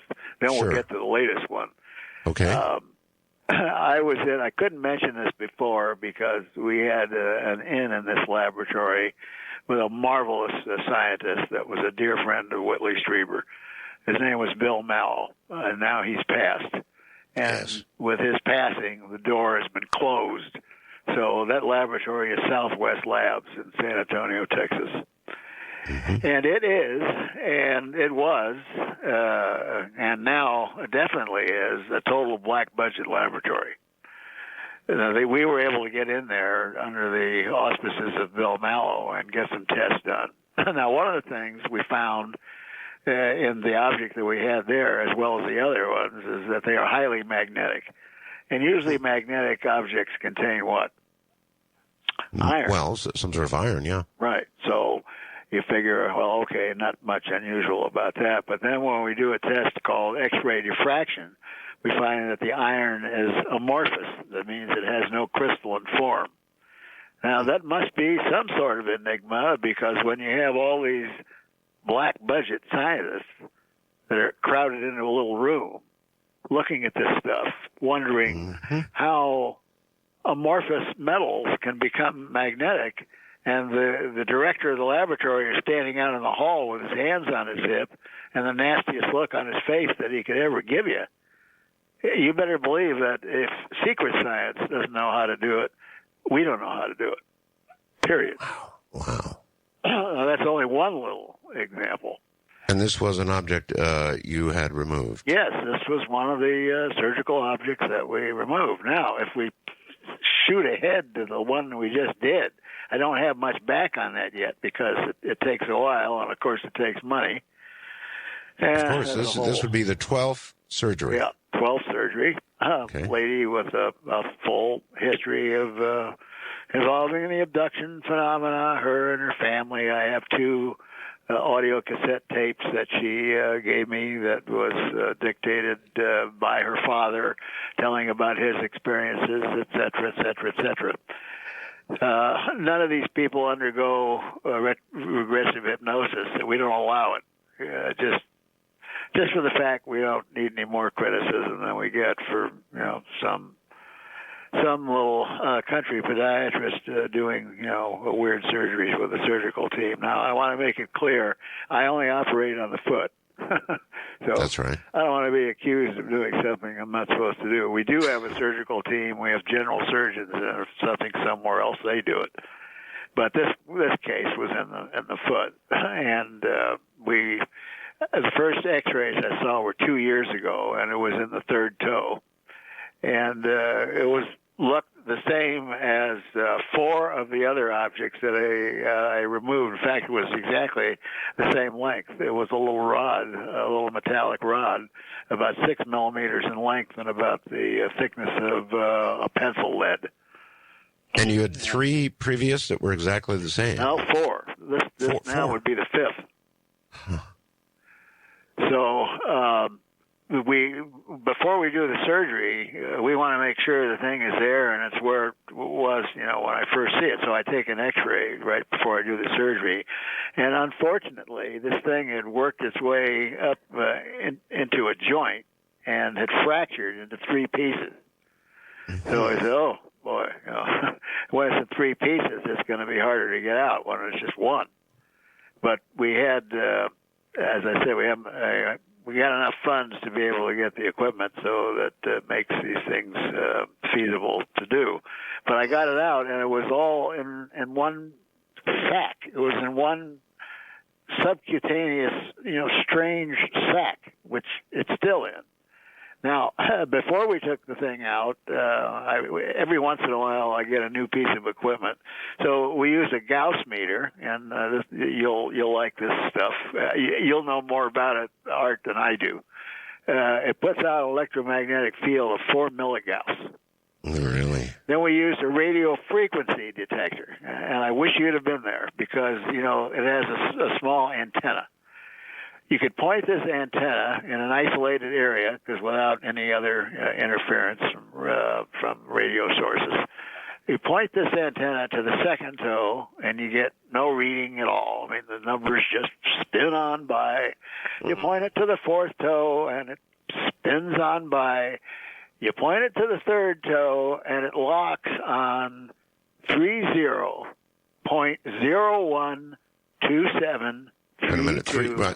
Wait a minute. Please start again. 30.012732 megahertz. Wow.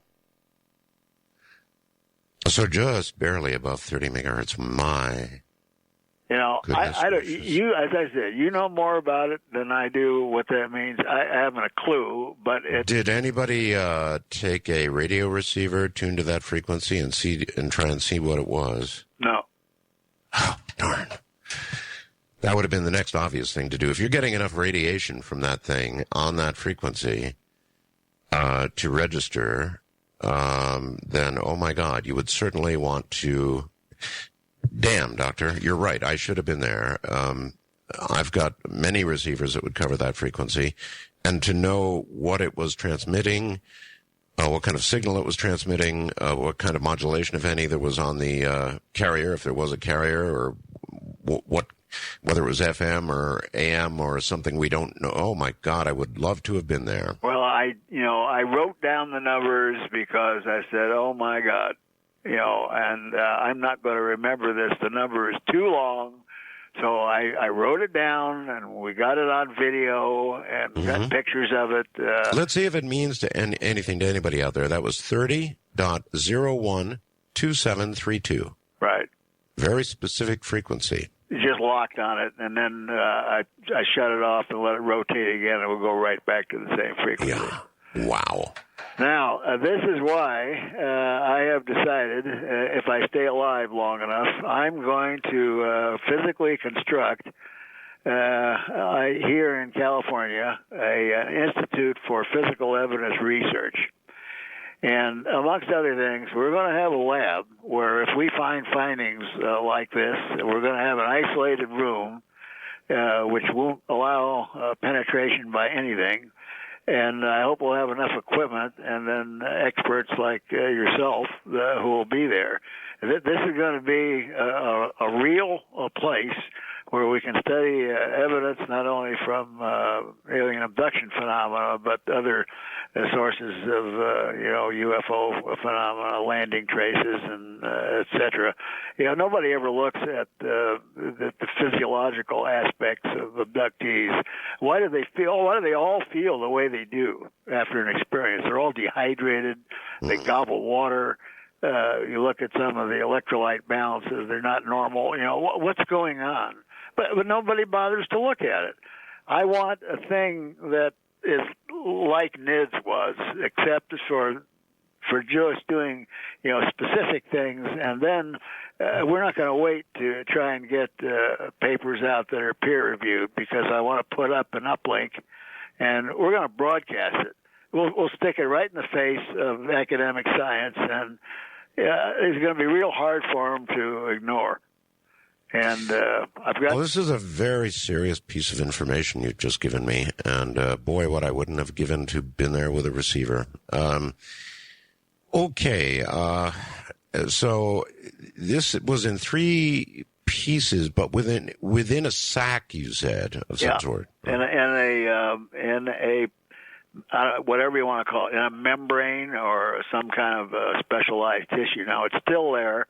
I just had the optical microscopy done. I just got the pictures. I sent them all to Tom, but I guess unfortunately they didn't get up on the website. Maybe you could get a hold of them and have them put them up later for people to look at. But very interesting looking thing. I did one other thing that you'd be very, very interested with. Limited stuff, limited budget. I took a magnet. And I took this object with all. Now you got to remember, all 3 of these pieces are now separated. The only thing that's containing them is this subcutaneous sac, membranous sac.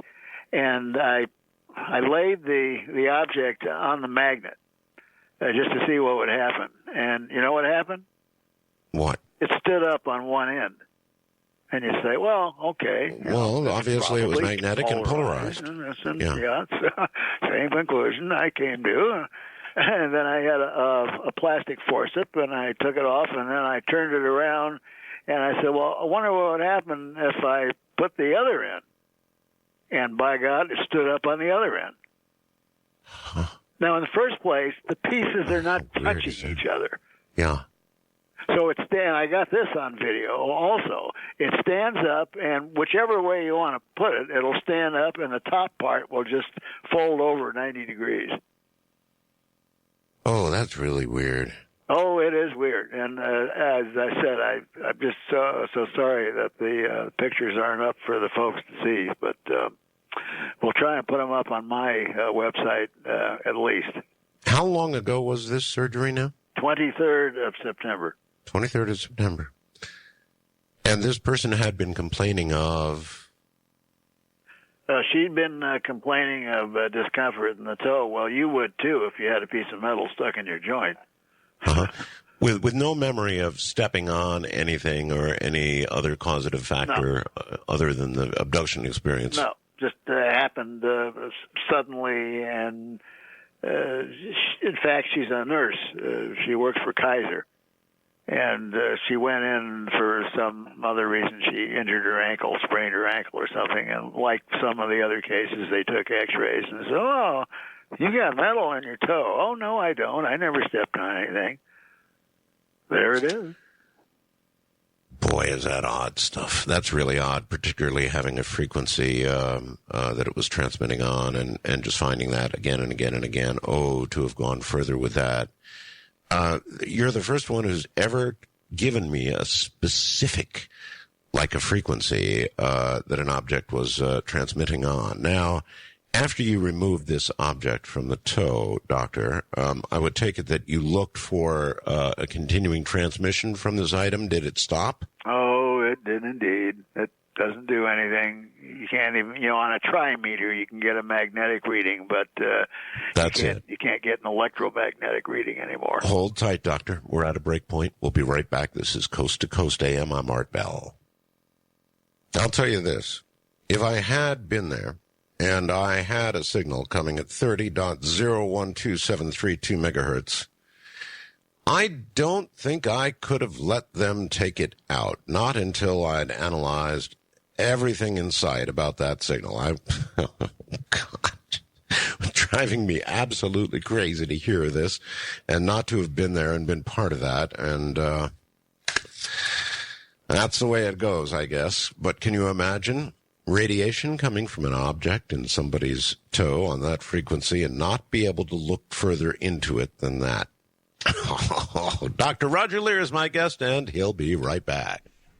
As many of you know, I have a bad back, and I've had my share of MRIs. And one time when I went and got an MRI, the technician was really nice, and we were talking about the strength of the electromagnetic force created by the MRI machine.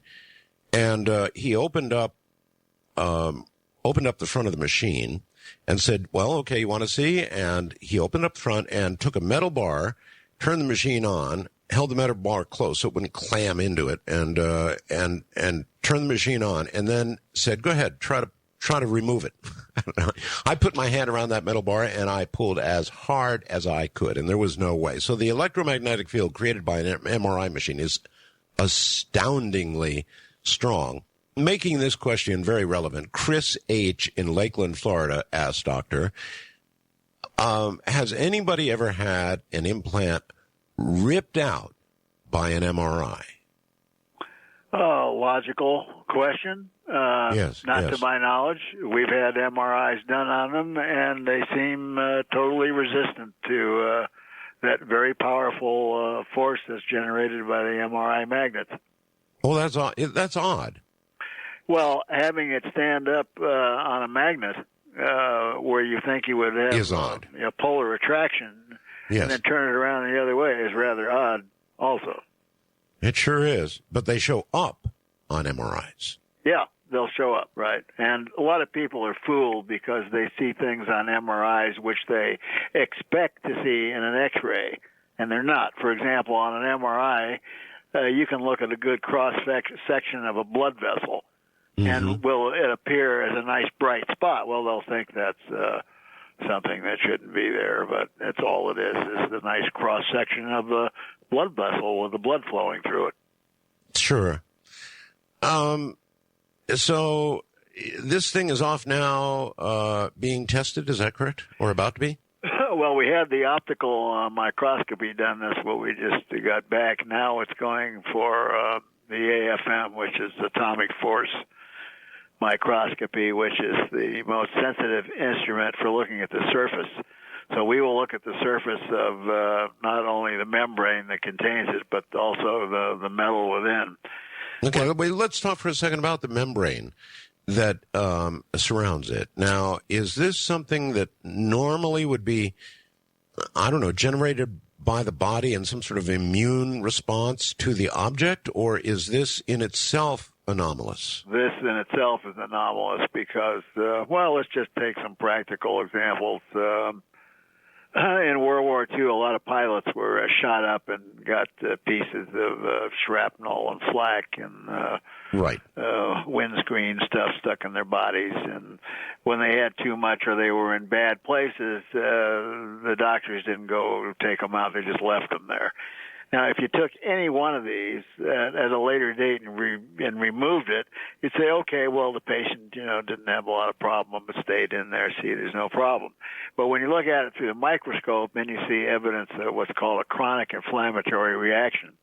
Now, a chronic inflammatory reaction will build a wall, and it'll build a wall of fibrous tissue which surrounds the object, and that medically is what we call a fibrous inclusion cyst. And so that's what you find with most things. Either the body is going to reject it, like you got a sliver or a piece of glass or something like that, and you scream in pain, don't want to touch it, and maybe you get lucky and you soak it in some warm salt water and it'll work its way out, see? But it's not the salt water that's sucking it out. It's the body with the immune system and the cells that are going in there, the little phagocytes that are, acting on it, and it gets rid of it. But when you look at these things, you see nothing. This is not fibrous tissue. This is a very smooth, I would describe it as a membrane. Now, in the past, we've had analysis of this done, and it only contains three things. One is what's called a protein coagulum, which means protein derived from coagulated blood. And the next thing it has is striated keratin, and this is the stuff that's makes up your skin, hair, fingernails, and so on. And then it has hemosiderin, which is very similar to hemoglobin. It's an iron-binding ferrous iron pigment, which holds oxygen. Now, I've looked high, wide, and handsome through from Harvard to wherever, through all the medical school libraries at great cost to see if any of this tissue has been described by anybody else. I mean, we have a lot of written stuff on the body and pathology and physiology, but there is no such combination that's ever been removed. What do we know? For example, let's work backwards a little bit. Can you relate any of the story that she told about the abduction? It's much the same as, in the classic memory cases. As I said, these individuals don't undergo regressive hypnosis before having surgery. If she wants to have it done now, so next time we talk, I'll have a better answer as to what happened. But she, has the light in the room and sees figures and the usual kind of run-of-the-mill stuff. Run-of-the-mill stuff. Yeah, run-of-the-mill stuff. I suppose from your perspective, it's run-of-the-mill, but, being in a spaceship with creatures around you and lights and all the rest of it is not exactly what I'd call run-of-the-mill. What do you think about my idea of, really looking at physical evidence the way it should be? Well, I think it's a superb idea. It takes money. Yeah, well, I've got several ways of doing that. One is another crazy thing I'm doing, which I'm going to do a movie, a full-fledged entertainment film. Oh? It's called Earth's Original Sin. Really? What a great, that's a great title. Yeah, I've got in fact, we did a teaser for the movie, and Coast to Coast's own Ross Mitchell did the narrative for the space scene. He'd be ideal for that. Yes, he was. It's really good. We got a wonderful script, and it covers all the sub-subjects of the field of ufology, from implants, abduction, secret societies, the role of religion, government, cattle mutilations, etc. But it's done in a fictionalized form with a good story and an ending which will shake the spirits out of you. Earth's Original Sin. What a great title. And you can look at some clips from the teaser on my website if anybody out there is interested. And if you make money from this, which, by the way, is not a norm for movies, depending on how you do them, it will go for research. That's right. It's going to go to either pay for and build, or if we can get, there's a chance we can build this without the funds from the movie. But the movie, if it's successful, and I'm beginning to believe that if things are supposed to be, it's going to happen, and if they're not, they won't. But like you said, it's very difficult to make money from movies, especially if you go through the norm. So we want to produce this as a privately endowed film and create a situation in which we will get major distribution. So there's some new things that have happened in the last couple of years, and I've had to get quite an education in doing this. So I've got a wonderful partner in this who's got a lot of experience in the motion picture field. So everything looks like we're waiting to get the budget now, and to find two people to get along together without stealing from each other in the motion picture business is strange. Tell me about it. I know. But we found that the gal that wrote the script met with the script handler, and she's the one that's doing the budget. And we had the most wonderful, marvelous, productive meeting I have had on anything. Certainly a lot better than in medicine. But they just got along tremendously, and that's what I'm waiting for now is the budget. All right. Another route to mainstream science, of course, is publishing in some sort of peer-reviewed journal. Have you done that yet? No, we got real close. Colin Kelleher from NIDS was working on our project where we had a piece of material from a non-terrestrial being. We had tremendous amounts of money spent doing DNA research, and we were getting ready to publish in a small scientific journal. And almost there, 2 weeks away from that, Colin had already written the article. One of the scientists, one of the world's leading geneticists that was working on this, came out with a brand new PCR procedure and discovered this was not what we thought it was totally. And if we'd have published that, we would have been the Earth's laughing stock. So that's the closest as we got. But, I've tried we've had this criticism before. But, there are academic scientists out there who can't get things published in a peer-reviewed journal. Oh, I know. Remember that NASA is still in a big fight arguing about the meteorite with carbonaceous life in it from Mars, So that's quite true. That's why I want to get in a situation where I'm going to throw it in their faces. We'll just put it out there and let them start arguing about it. There's nothing better in academic science than an argument between several scientific groups. Well, that's absolutely right. What would you say? Is this now the most unusual object that you have ever removed? It's most unusual from the facts that I just gave you. I haven't got the rest of the story yet because we don't know whether it's going to fall in line with some of the other things that we found. But I would say the most unusual one was, and it still raises the hair on the back of my neck, was the object that was in the lady's arm that moved when you put your finger on it, and then it began to follow your finger. Oh, now I hadn't heard this one. Oh, I've got this on video, too, as I do everything else. And when I see it today, the hair still stands up on the back of my neck. Well, tell me about it. Lady in her early 50s, airline stewardess for a major airline, had an experience about 20 years before she saw me. Was sleeping one night with her intended about 3 o'clock in the morning. Again, the same old story. Pardon me for keep saying that. Room fills up with light. She wakes up, tries to wake up the boyfriend, shakes him violently, won't wake up. She's got to see what the light is. Is it a cop that's shining a spotlight in the window? Hovering helicopter, somebody with bright lights on. They shouldn't be doing that because they're disturbing her sleep. Gets out of bed, goes to the window. Next thing you know, it's morning. She wakes up. The boyfriend is gone. She's sick.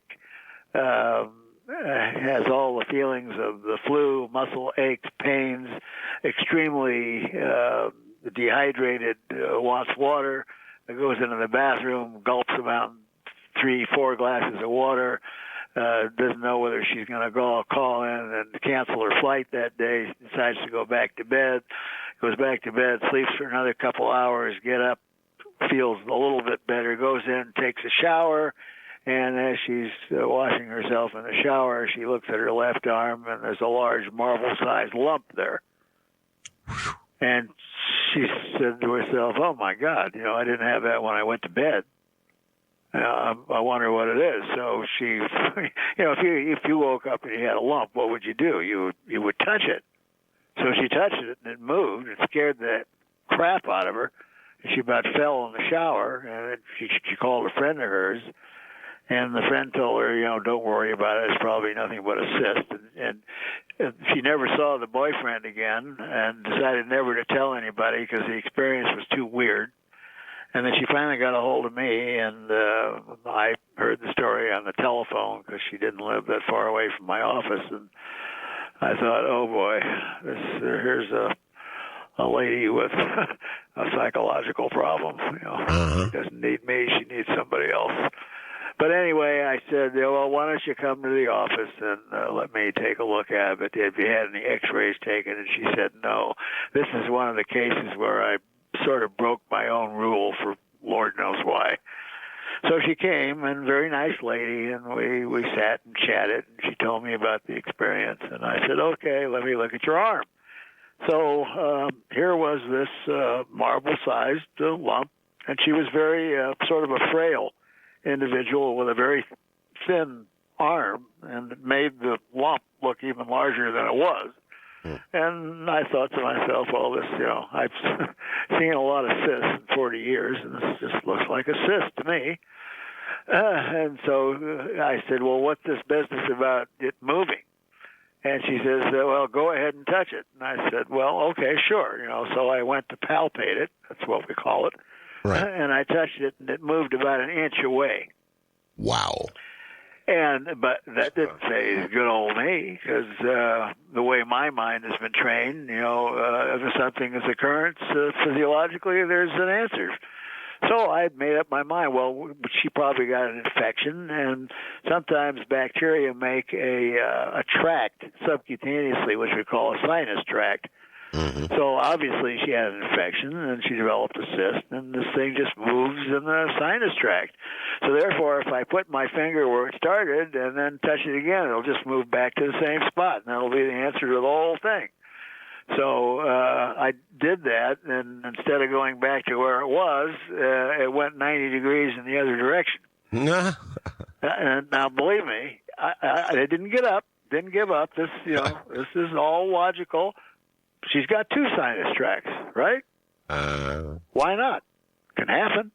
I guess. So you got, 10 fingers, so I put one finger in the first place, the second finger on the other place, and I touched it, and it went in another 90 degrees. And so what it would do, basically, it would go anywhere within about a circle of a diameter of about 2.5 inches. Holy mackerel. And then when I was playing with it, sort of, to see what it would do, it would then begin to follow my finger. And that's the hairiest part, to me. I mean, even today when I look at the video, this thing's so following weird. my finger as I move it around her arm. Yeah, I sure would like to see the video. Oh, I can send you a DVD. Listen, a couple of items, just for your reference. Rob in Alabama says, look, the Federal Communications Commission shows that frequency range as totally U.S. government.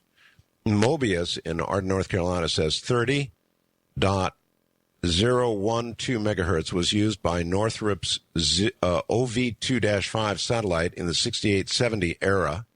Says it was used for cosmic data and UV deep space collection. Speculation used by some modem spy satellites. So it's obviously government frequency range. Oh, boy, you're leaving me absolutely speechless and the hair standing up now. Well, no, it's true. It's all true. A lot of people are collecting data on this, and they're all coming back and saying it's U.S. government territory. I'm sure that is correct. Cosmic meaning deep space? Mm-hmm. Ooh. Yes, that's right. That's right.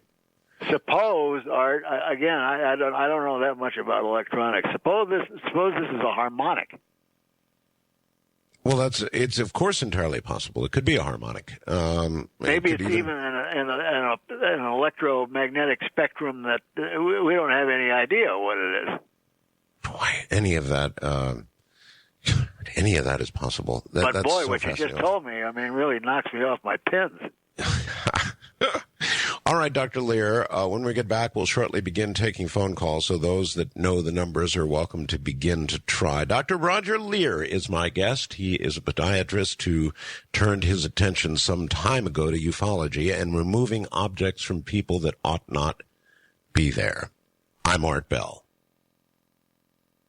Breaking news from the Middle East. Saddam Hussein is guilty. Death by hanging is the sentence. And some are expecting all hell to break loose within minutes. So there you have it. Breaking news. Saddam Hussein, guilty, and will be put to death, apparently, by hanging.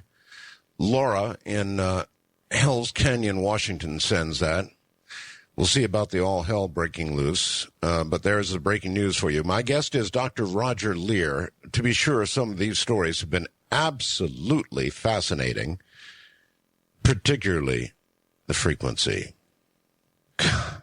I'm Art Bell, back in a moment. Once again, we've got breaking news. Saddam Hussein guilty of crimes against humanity. He will be hung by the neck until dead. 3 co-defendants sentenced to 15 years. The defense attorney in the trial apparently ejected for something or another. I don't have information on what that is just yet. A lot of people expecting big news out of Iraq and a lot of trouble as a result of this verdict. Okay, back to our guest, Dr. Roger Leir. Doctor, welcome back. Good to be here again, Art. I do want to ask you one general question, which actually was listed on the list of questions, and it's one I'm highly curious about, and that is whether you think, in your opinion, whether the truth about UFOs, whatever that is, will ever be released. Well, I guess maybe the first question ought to be, do you think that our government or any government knows the truth about UFOs? And if so, will it ever be released? Answer to part one is yes and no. The word government needs qualification. I don't think that every elected representative that sits in Congress knows about what's going on. Maybe some of them do, maybe some of them don't. But I think the term government is painted with too broad a brush. Some people in this government, I'm sure, know. Some people in the government of the UK know. Some of them in Australia know. Certainly some of them in Belgium know. Brazil know. But is it all governments and all of the government? No. And will it ever be released?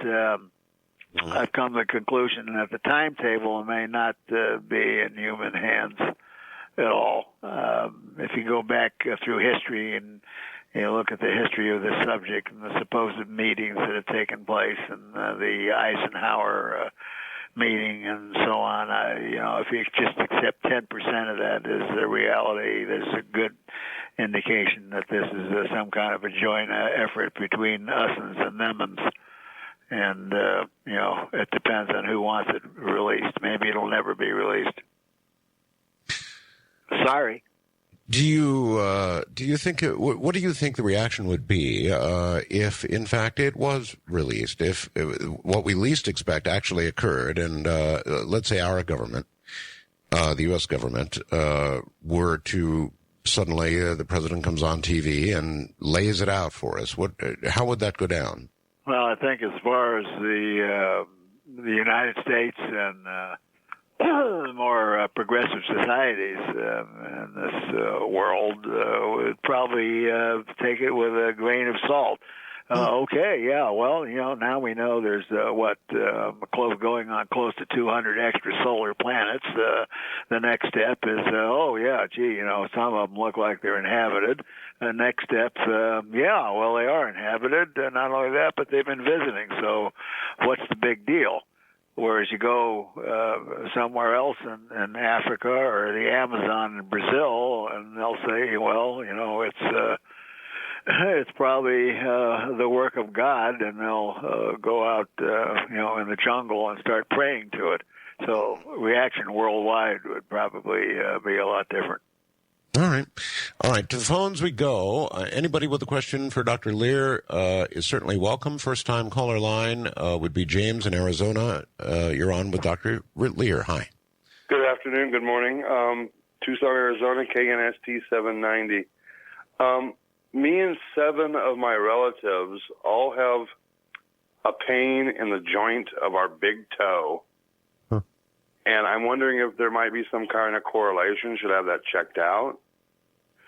Well, I certainly have it checked out. There's a lot of physiological reasons why you might have pain in the big toe. One of them that comes to mind is a gout, which is not only causes pain in the big toe joint, but it's also hereditary. So, it can be arthritis or half a dozen other different things. Have it checked out.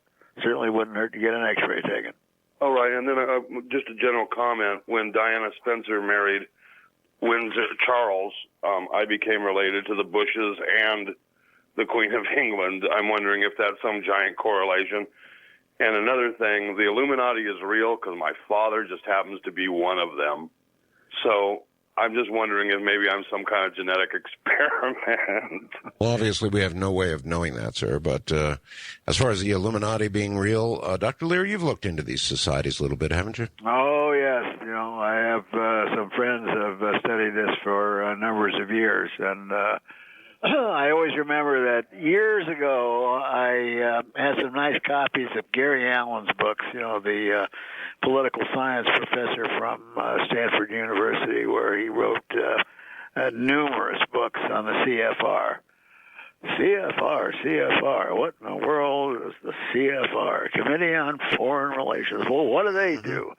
Well, my gosh, back in those days, written in those books was the names of people that were around, 10 years ago, written, 30 years ago. Like Henry Kissinger. Whoever heard of Henry Kissinger or William Clinton? These people were all in the books having to do with the CFR. And, if the CFR is a reality, which it certainly is, we know where they meet and they know how many times a year they meet. And then Bill Clinton was photographed a few years back by the news folks coming out of a Bilderberger meeting in Canada. We know about the Illuminati. We know about Bush being a member of the Skull and Bones. Of course, these things are real.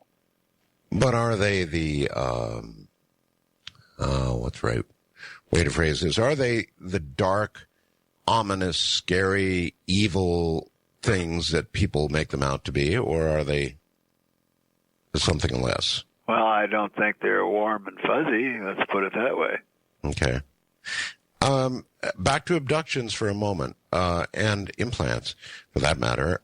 Have you come to any conclusions, Doctor, even personal conclusions, after all the interviews and the surgeries and all the rest, about what these abductions, what motivates them, what they're all about?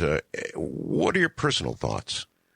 Yes, Art, I can, try and stay with, scientific, I know you do. Paradigm, but, it still doesn't stop me from being a free thinker, and that's right. I guess I can be a free talker. I've been on Coast, many times, and I speak what is my opinion, and that's what people should take it as, only an opinion.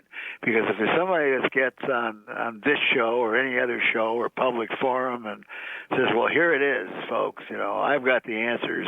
Yeah, be wary of that. Yeah, you better put your fingers in your ears and run. No, qualified. I'm asking you for your personal opinion. Yeah, this is my You've been doing this so long now. Yeah. Yeah, I think that, that something is going on which has to do with human genetics. And I agree with David Jacobs that looks like there's some kind of a hybrid program going on. Most cases of abduction involve something genetics, ova and sperm. Now, that may not be the only answer, and I've done a study on 17 functional growth characteristics in children over a 40-year period and find out that these characteristics have been accelerated from 16 to 80%. Wow. Now, that's even at fast evolution. That's too fast. And if you look at all the possible reasons, and this is worldwide, this is not just, in Norway or the U.S., this is worldwide. And this is a fast kind of stuff. So it's not food, it's not TV, and it's not environmental, and it's not mutation, because as we know, mutations are inconstant.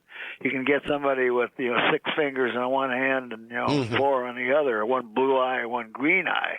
But sure, these are very specific things that are in books. These are statistical things that hold true. That the age that a baby raises his head, stands up. You look at kids today, and there's not a mother or grandmother or grandfather that will tell you, "Oh my gosh, this kid said something. I can't believe what they said." Have you ever heard that? Coming from parents or grandparents. Again and again and again and again. Yeah. Yes, indeed. Look, maybe one of the reasons for abduction is that the human race is being genetically remanipulated, and I hope it's for the better. If okay, not, well, I wanted your opinion, and you sure gave it. That's it. Wildcard line, Ann in Tucson, you're on with Dr. Roger Leir. Good evening, gentlemen. I was doing a healing session on a woman. She was face up on the table, and I had my hands several inches above her face, palms down, and as I went over her eyes, something popped out of her left eye, hit the palm of my hand, and the woman goes, "Oh, I've been having trouble with that eye." She was ready to set up an appointment with her eye doctor, and her family had been having abduction situations, a child waking up out in the woods. The family was having nosebleeds, ear bleeds, and when we searched the room, we could not find it. And the only explanation I could even come up with was reading sort of quantum physics for dummies, and antimatter meeting matter and it disappears. And just my 2 cents in the, and her eye did clear up, and I did find several other areas in her breasts that also had the same energetic pull. And my only 2 cents worth on why are some people abducted and others are not. Everybody says, well, by universal law and metaphysics, if you tell something to leave, it's supposed to leave. I found repeatedly in people that I worked with, the ones that were having abduction phenomena had trouble setting boundaries in other aspects of their lives, maybe abuse as a child, and it's sort of a chicken and the egg thing, which came first, the abduction phenomena, or that they had already had boundaries broken through child abuse or something like that. But this woman particularly had a lot of trouble setting boundaries and attracting the wrong people. Well, Ann, I'm not a physicist, but if antimatter had hit your hand, I don't think you'd have a hand. I think antimatter destroys matter with quite an impressive bang, I'm told, if it actually occurred. So I don't know beyond that, but that's a pretty wild story. And boy, doctor, you can get stories like that all day long. Well, I wish I had the object that came out of the eye. Let's put it that way. Well, yeah, apparently it jumped out of the eye and hit her hand, which was above that lady's head. Very, very odd stuff, to say the least. East of the Rockies, you're on the air with Dr. Roger Leir. John in Long Island. Hello, How Art. How you doing? I'm doing okay. Okay, I just have 2 questions for the doctor. The space shuttle produces the sonic boom. Now, UFOs supposedly can move a hell of a lot faster than that because you use the gravitational pull of the planets. Now, how come you never heard of any UFOs actually producing the sonic boom? And the second question is, we have God knows how many satellites we have circling this Earth. And they could take pictures with perfect clarity. How come the satellites are not picking up these UFOs coming or going? All right, well, 2 actually good questions. With regard to the sonic boom, we all hear sonic booms all the time, and rarely do we know what they came from. So I guess I'll leave that one there. I mean, how many of us really understand the source of the sonic boom unless we know the shuttle's coming in and we actually hear the boom, which I've heard several times, and I'm sure many of you have. Otherwise, we hear sonic booms all the time, and we don't know where they come from. So how do we know what they're from? Now, you want to add anything to that, Doctor? He mentioned satellites, too, and why don't we get clear photographs? I would think even if the government had a satellite up there that took a clear photograph of a UFO, certainly they're not going to hand us the footage. The closest we get to that is the STS missions, which have cameras focused down on the Earth, and we've got a lot of weird footage from that. We got a lot of weird footage from the GOES satellites, and in reference to the sonic boom issue, I don't think that the form or modus operandi of the transportation is linear. If now several scientists and I even understand there's been some change in the opinion of quantum physicists that believe that black holes do exist and can transport us through various areas of a multiverse. And so when we see an object in one spot and then we instantaneously see it in another, that doesn't mean that it traveled from point A to point B. They may have a way of doing it, and we may also have back-engineered that technology where right-angle high-speed turns do not create any kind of a linear drag on the atmosphere that would cause a sonic boom. That's a good point. Very quickly, west of the Rockies, Chris, you're on with Dr. Leir from New Mexico. Hi, Art, and hi, Dr. Greer, and welcome back to this program. Great guest. I have a very simple question for Dr. Greer. Given the exciting work that he's been doing, why does he think that no other doctor is doing the same thing or inclined to do the same thing, both here in the United States and abroad?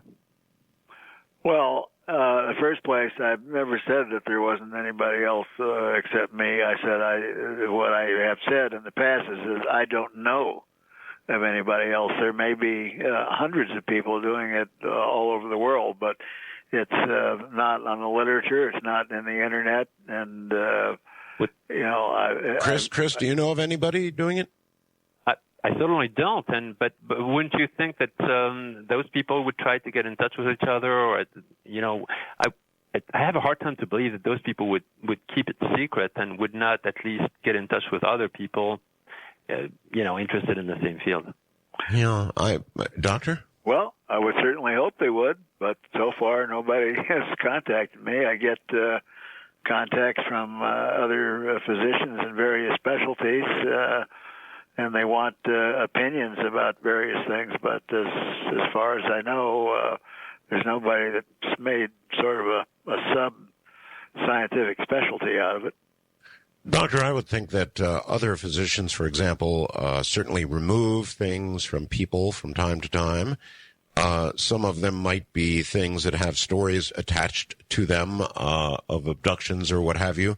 And perhaps the person didn't tell the physician about that, and so the physician does a little bit of surgery, removes something, and tosses it away with the rest of the dangerous material or something, right? Oh, you're exactly right, and you're right on, and I've done the same thing myself for most of my practice life.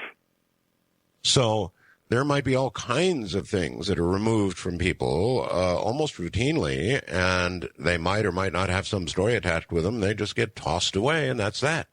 That's it. We're interested in how the patient does. Well, we got it all out, and whether it's malignant or benign. And if everything is fine, then everything else is bye-bye. That's it, folks. They check to make sure that something is not malignant, which from a medical point of view, it probably would not be. They do no further testing. It gets tossed, and that's the end of that.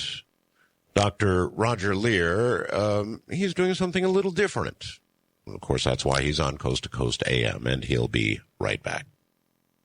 Top of the day to you, everybody, whatever time of day it is, wherever you are. Dr. Roger Leir is a physician who removes, among other things, implants. Well, we think they're implants, things that test, for example, much as meteorites test that fall to Earth, and that is with substances simply not found on Earth. Now, if you pull that out of a person, what is it that you've taken out of them? Well, he's getting all of that tested. He's just recently taken out another that is very suspicious. We'll have the results of that soon, but some of the others definitely have come back like meteorites. What does that tell you? I'm Art Bell. Well, all right. Dr. Leir has a website, alienscalpel.com. That's alienscalpel.com. He also has a video DVD, which is entitled The Scientific Study of Alien Implants. You can order that, and doctor, correct me if I'm wrong about any of these numbers, at area code 805-495-2613. That's 805-495-2613. That should be fascinating. A couple of books, The Alien and The Aliens, rather, and The Scalpel. You can order that also at area code 805-495-2613. Again, that number, 805-495-2613. That sounds like a personal number. And, of course, UFO crash in Brazil, the latest, at 800-700-9733. That's 800-700-9733. Is all that correct, Doctor? The last one also they can get for the 805-495-2613. And I just came out with a brand new DVD. It's a wonderful interview with one of the pilots who flew a chase plane in 1976 in Iran for the famous UFO event that happened over Tehran. Wow. All right. Sensational interview. This man is a retired general from the Iranian Air Force. This 805 number, is that you? That's me, right. All right, well. That's me, but I have, there's a service and a secretary there who picks it up and takes the call. Also, The Aliens and the Scalpel now is out in the second revised edition. That's the newest book that came out. It has some of the material that was in the first one, but then there's all new stuff in the back, new reports and photos. So totally different ballgame. All right. Let's see if we can clear some calls here. We've got an awful lot of them. Wildcard line 4, you're, John, you're on with Dr. Leir. Yeah, this is John in Westminster. Dr. Leir, are you aware that a man who was murdered a few years back by the name of... No. Don't give us a name. A man who was murdered. Well, you've had his name on the radio before, so I don't know what the problem is. Well, I doubt there's one, but you never know. I'm just trying to be careful here. So, at any rate, what about this man? He was connected with the Area 51. He was the geologist that helped build the underground rail system as well as the underground bunkers. It was Bill Snyder. Now, Bill pointed out in one of his tapes a number of things that from the early 1940s to into the 90s, we had spent a series of trillions of dollars upon black budget. Part of that black budget is connected to what Dr. Leir ran into when he was in Brazil, when we're talking about the man who died within 2 weeks of a hemorrhagic condition. Now, what Phil pointed out on the tape was that the Russians and the Americans, of course, had been developing different biologicals, and that the Russians had more deadly material that had a longer shelf life. And the reason that it had a longer shelf life was they were using recombinant DNA to take fluids from alien bodies and combine that with bacteria and viruses, hence hemorrhagic fever. Okay. And so your question is he aware of all this or what? Yeah, is he aware of that and other programs that have dealt with body fluids of different aliens in conjunction with the biological program? Doctor? Yeah, I've certainly done as much reading as the next guy in reference to this subject, and I've heard that, of course, before, including one individual who's still being, the name's being bannered about, which I won't mention, that claims to have been working on a project there from a dying species that was using earth science to help solve the problem. So, yeah, I've heard it many times before. So, okay. East of the Rockies, Pat, you're on with Dr. Leir. Hi, Dr. Leir and Art. I have a question about a scar that's behind my left ear. I had it since I was a teenager, and when I was in my 20s, I asked my mother if I ever had surgery, and she said no. In 92, I had cancer in the ear, and I had it reconstructed. And the doctor looked behind my ear, and he said, have you ever had laser surgery recently? And I said, never. And he said, well, you have a scar. And I said, yes, I know. I've had it since I was a teen. And I was just wondering if you've heard another case of this happening. There are many cases involved with the abduction program in which abductees have wounds and scars. I'm not talking about anything in relation to the implant subject because the implants have no scar, but in relation to the alien abduction phenomena itself, many abductees report the scars that they have no knowledge of their origin. Is there any way of finding out if it's like, who do I talk to, who do I see? What part of the country are you in? I am in New York. In New York. Well, you know, you have the Intruders Foundation there, and I would certainly give them a call. Bud Hopkins. Pat, do you have any memory of any abduction or anything like that? I have loads of stuff. I mean, loads of memories, loads. Well, in that case, the Intruders Foundation would be where you'd want to go. It's, impossible over the phone, obviously, to make that kind of call, for the doctor to make that kind of call, other than to say, get it looked at. In Tennessee, Jay, you're on with Dr. Leir. Yes. Hello. I'd like to thank both of you for talking to me right now. Sure.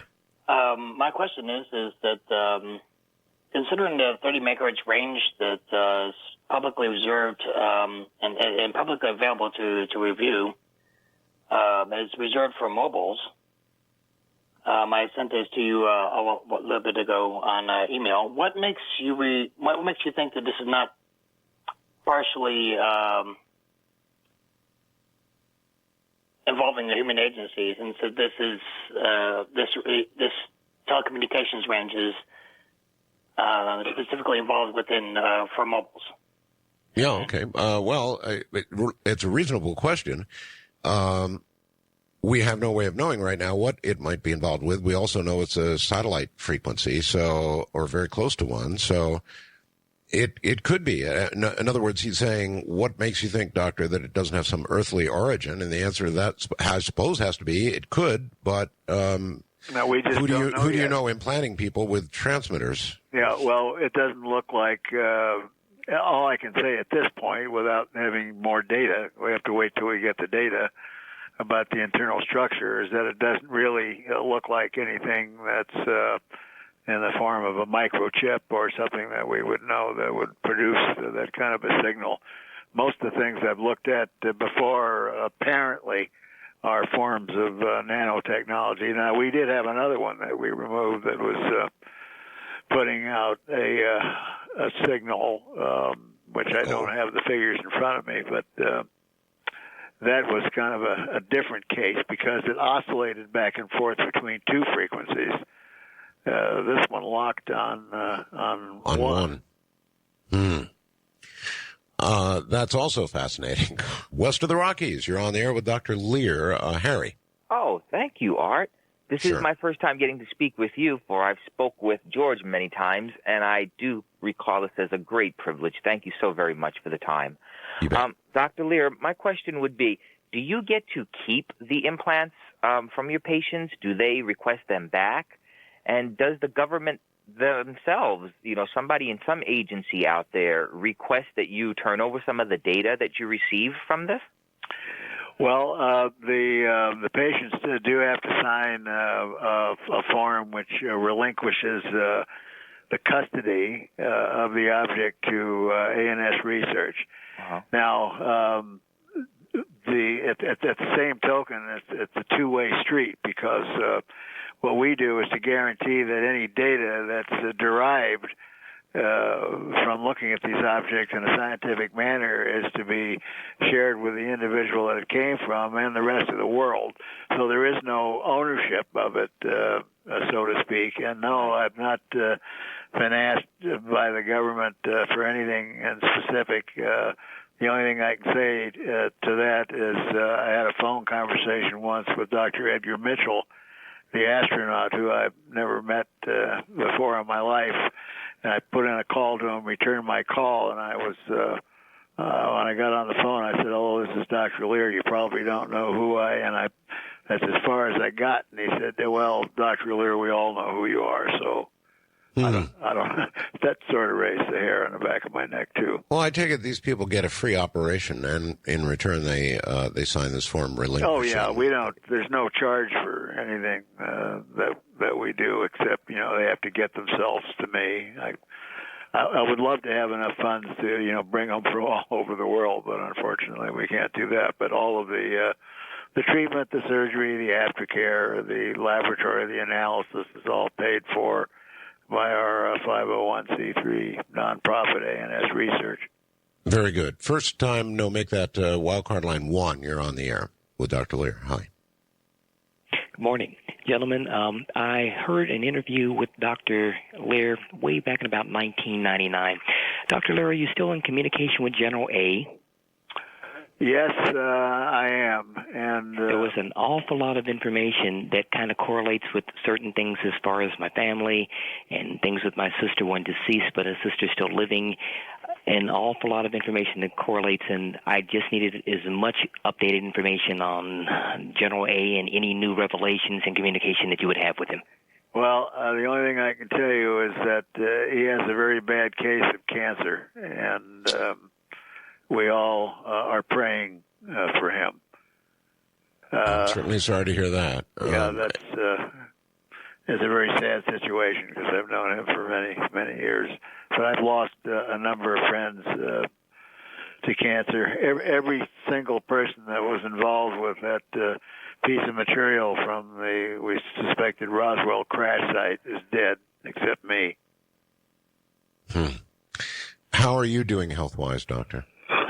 Well, Art, I have my good days and I have my bad days, but I keep going on and keep my mind off my bloody body and just, go from one thing to the next.